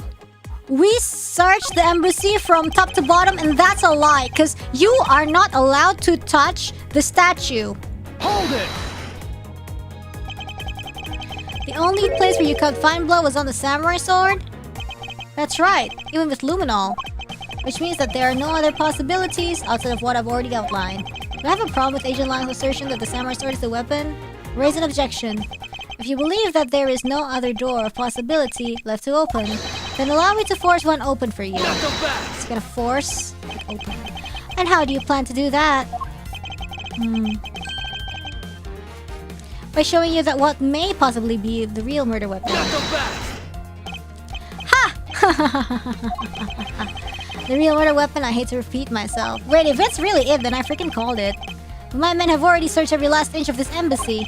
And they've concluded that nothing else could have been used as a weapon. It was pretty obvious once you, like, look at the photo, I think. Knowing these facts, do you still want to press forward with your little hypothesis? Of course. Because it's not possible that your men inspected everything in their investigation. What are you talking about? I don't appreciate mind games, and I don't appreciate it when people like you slander my men. Hold it! I'm not slandering them, I assure you. I'm merely pointing out that their investigative dragnet has a few holes in it. You had really good guesses in every case in this game. Well, it's, you know, it's just like I'm used to the Ace Attorney logic, pretty much. So it really helps me. Namely that there is something your men couldn't even lay a finger on. And that item is the real murder weapon. Maybe it's not a statue, but a clock. Alright, then I'll play along for now. This real weapon that killed the mask too. What exactly is it? The real murder weapon which not a single person has yet to touch is this. Take that! Oh shit! Sorry! Oh, sorry! That's the wrong statue, bro! My bad! That's the statue next door! My bad, that's the statue next door! It looks the same, bro! Like, you're bound to make a mistake. Even I got fooled. Whatever. Hold on. Oh my god, now! This is the right one. The National Treasure of Alabas. You mean the Primitive statue? Yes, and as you know, only the ambassador and his secretariat may touch it. Which I believe means that neither of you or your men were able to examine it, correct? Not so fast! You know very well that if we did that, there'd be an international incident between the Kingdom of Alabas and the Republic of Babal. The two countries' precarious relationships teeters in the balance. Over a stupid fight related to a sovereignty statue. But I'll be damned if I let something go unexamined. Hold it! Agent Long, if you could take a look at this. The direction that the statue is facing just before and after the crime are different. And there is only one conclusion I can draw from that. Go look for Ambassador Alba and get him to give us the okay to examine the statue. You can't listen to this infidel's words. Infidel? Yo, what? He's most definitely trying to trick you. Shifu, please, let's be rational about this. Yo, what if you shut your face, bro? Grrrr. Thanks, sis. Just go already. Yes, sir. See ya, bow. Shifu. Yeah? I'm really sorry, sir, but I was unable to convince the ambassador. I was unable to obtain permission for us to examine the primitive statue. I see. Wait. But then the investigation is at a standstill. Agent Long, I will go and speak with the ambassador personally. Save your breath. You may act all weak and frail, but that old man's one tough cookie. You gotta tickle him till he lets us. But I guess you've gotta be tough when you're representing a whole country, you know? Agent Long, what do you want? Let's just hurry up and examine the statue already. But Shifu, what about causing an international incident?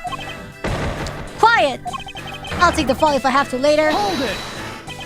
Agent Long, the hypothesis is mine, so if someone is to take the responsibility, let it be me. Responsibility? If we're going to talk in such heavy terms, maybe I should let you. It'll be a real problem for my men if something were to happen to me. Alright then, let's talk more investigating. If you want to know the truth, you can't stop here. Action must be taken. Agent Long, I'd like to run a chemiluminescence test on this statue. A luminol test? Ah, good thinking. If the statue is the murder weapon, then some of the victim's blood should be on it. Okay, let's get the forensics team in here.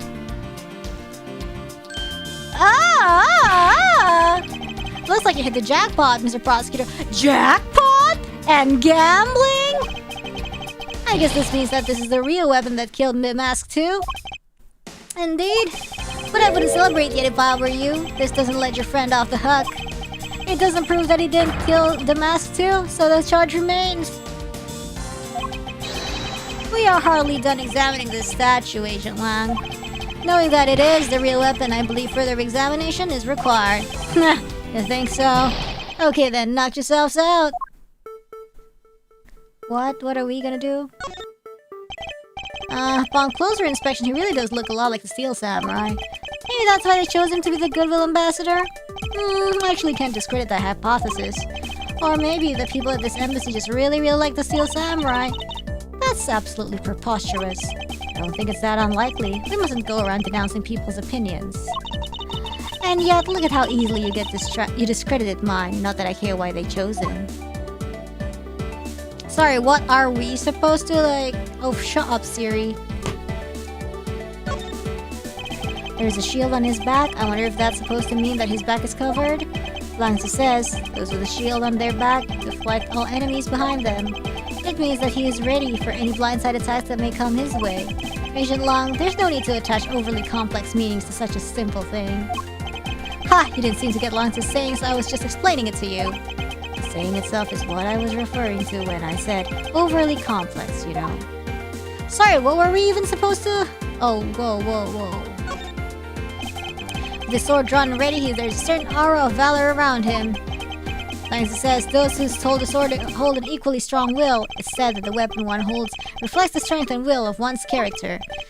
I wonder if this was created as a show of the country's majesty. Ooh, then what does Francis Whip say about her character? It says that I'm ready to exact punishment on those who would break the law. Why are you glaring at me? I thought you understood that I'm not the killer! I believe in your case, she wishes to exact punishment before anything else happens. Sorry, what are we supposed to look at again? Oh, shoot! And what do we have here? This dirty smudge. Looks like a handprint? What is the definitive bit of evidence? Like you doing under here? Looks like we've got some fingerprints to analyze. Nah.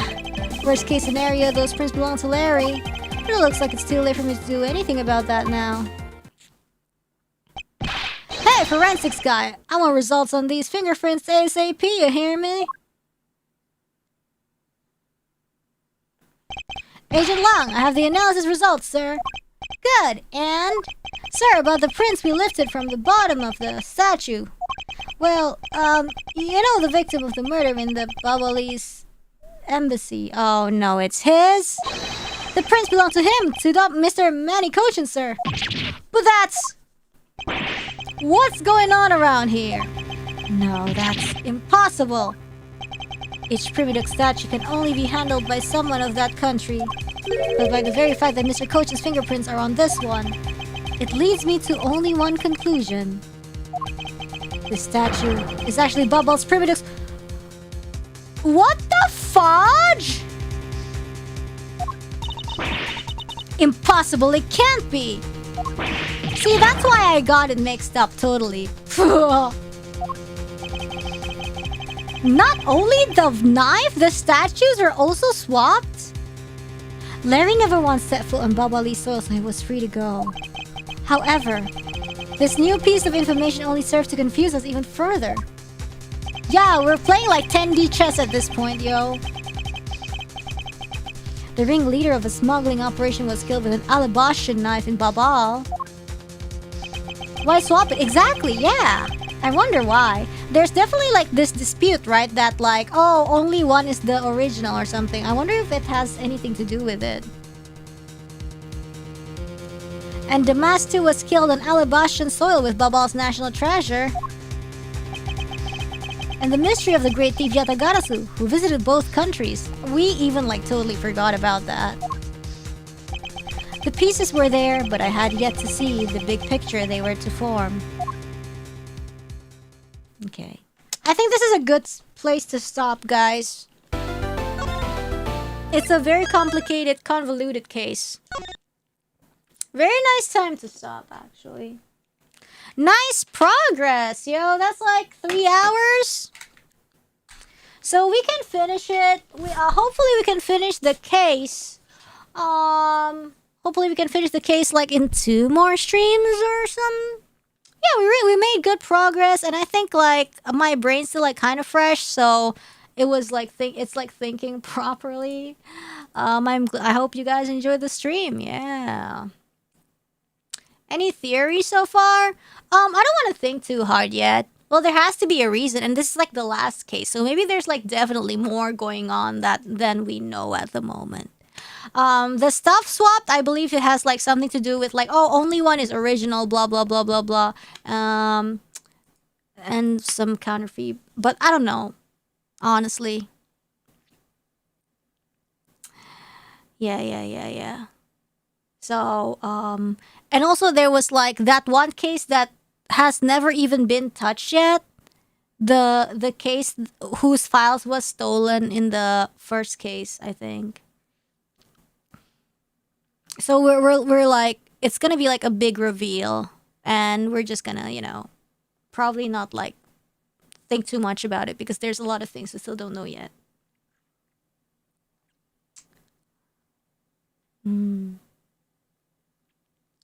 We have Anton M. B-I-N-K-B Inc. Is Babali's Inc. So Brainy is Babali's Reine? Am I actually? Well, I do look like the statue. Should be plenty of fun ahead. Yeah, I have expectations. We don't even know the shooter in this case. Yeah, it will all be revealed, I believe. It will all make sense somehow. We have Sludge Shadows. I was curious how come when K and Lang fixed brow. Are you for real? K and Lang fixed were on A3, but when I was searching the first relationship tag that auto-completed was Emma and K. 260 fix. I see the vision. Yo, what? I gotta check that. But I think I gotta finish this one first at least, so I don't accidentally get spoiled. We have Anton M. When something smells, it's usually a buzz. Did you mean to catch up to the previous AACs of last week? Yes. When something smells, it's usually the butts. Yeah, because last week I hurt my tongue, so I couldn't do anything. It was bleeding, and I couldn't, of course, read SCs. I'm gonna read the SCs from last week today, too. Mm. We have Anton M. It's like you root for McQueen but get Rice autograph. Yo, don't bring poor Rice Shower into this, bro. But that's kind of different, though. Well, Edgy was just embarrassed because it's actually Larry. If it wasn't Larry, he wouldn't care. He wouldn't have cared. We have Slaughter Shadows. Larry is destroying all of Edgeworth's Steel Samurai dreams today. For real. We have Elsie Lappin. Larry's the Steel Samurai. Old Bag is the Pink Princess. The only thing missing to make this a hat trick is Yatagarasu turning out to be Moya the Clown. Ha ha ha ha ha ha ha ha! We have Anton M. Thank you. Hot Dog. We have Slaughter Shadows. It's too bad we couldn't finally pin something on Old Bag and Larry and take them off the streets for good. What? That's crazy. It would be good for them too. They'll finally get the help they need to work on themselves. Anton M. Miles' nightmare came true in Alabasta Embassy. I know, he's just being bullied. The game's bullying him. We have Anton M. Rainy's town survived this week without injuries. Yay! We have Nicholas M. Thank you. Hey. Yeah, they really have a lot of throwbacks in this case, honestly, which makes it really excellent. Hi, Cat. What's up? And okay. We have Nicholas M. Thank you. Non-Square Pixels. Thanks for the stream, Brady. I hope you can rest your throat a bit in the coming days. Thank you. And Slot the Shadows. Thanks for the week. And have a good day off. Hope you feel better after some rest. Thank you. And because I haven't read the super chats from Ace Attorney next week, well, actually, wait. I'm gonna move. Yosh. Yeah. Thank you. How are your cats doing? Fine, but CM is sick at the moment. It's like she has like this health problem. She had surgery last time and it like she healed up, but then I think like there's signs that it's like a little bit worsening. So I've been supervising and I think like on Monday I will bring her to the hospital again. Yeah. Yeah, she's been like healthy the whole time after the surgery, but like I think like there's something else now. She might take another surgery. Let's just hope it doesn't come to it. But if the doctor says yes, then probably yes. I feel so bad for CM. It's like she's tiny, like a tiny cat like that undergoing surgery so much.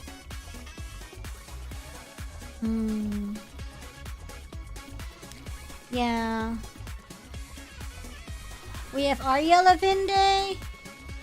The Maldives mention reminded me, maybe you know it, but there is a Maldivian resort World Series in VR since July that you can visit at your own leisure. It's called Maldives Cottage. And I assume this is VR chat? Yeah. We have Elsie Lappin. Thank you for the new text alert, Rainy. Ha ha ha ha ha ha! We have Slaughter Shadows. Unfortunately for you didn't realize it could only be you. Slaughter Shadows. Little baby Francisca smacking her tiny baby riding crop against her tiny baby hands going, "You will desist in this tomfoolery! And how dare you sully my papa's name, you deceitful woman!" Nice. We have Anton M. Miss you. He who laughs last laughs best. Ha ha ha ha! We have Anton M. Perjury is fine if you're protecting girl feelings. Slaughter the Shadows. You was set up well as a villain. The laughing makes her seem silly and unthreatening, but her cold and condescending attitude makes her both hateable and strong enough to stand against Edgy. Interested to see what happens if she appears again. Yeah! We're now on the hunt for Miss You. And Anton M. It's okay, only 7 years to watch Edgy Poo's cravat. And tongue bitten, mood awful, get well, Rainy. Thankfully, I'm well now. You have Andrew Bierek. Eating is dangerous business. It sure is. And that was the AA Super Chats from last week that I didn't get to read. Yeah, we didn't see how you fits yet. But, well, she's supposed to be like the fake Yatagarasu, so I believe she'll appear sooner or later. Anyways, thanks guys for the week. It's gonna be a beautiful weekend, hopefully, tomorrow for you guys. No stream tomorrow as usual, but I'll see you next week. We're probably gonna play No Sleep again on Monday or Tuesday. And we're probably gonna play Silent Hill again on Friday. That's the recurring plan. And then we'll see. I don't know. We're gonna see what's gonna be in store next week. Okay. Bye guys. 本日の配信はここまでとさせていただきますわ。I hope you guys enjoyed. If you guys enjoyed and somehow are not subscribed yet or not joined the royalty yet, please consider joining the royalty and subscribing. Thank you. And then also, see you guys everybody. Thanks for watching. それでは皆様ごきげんよう。サラマラキャス everybody and see you next week. Bye bye. Bye bye bye bye.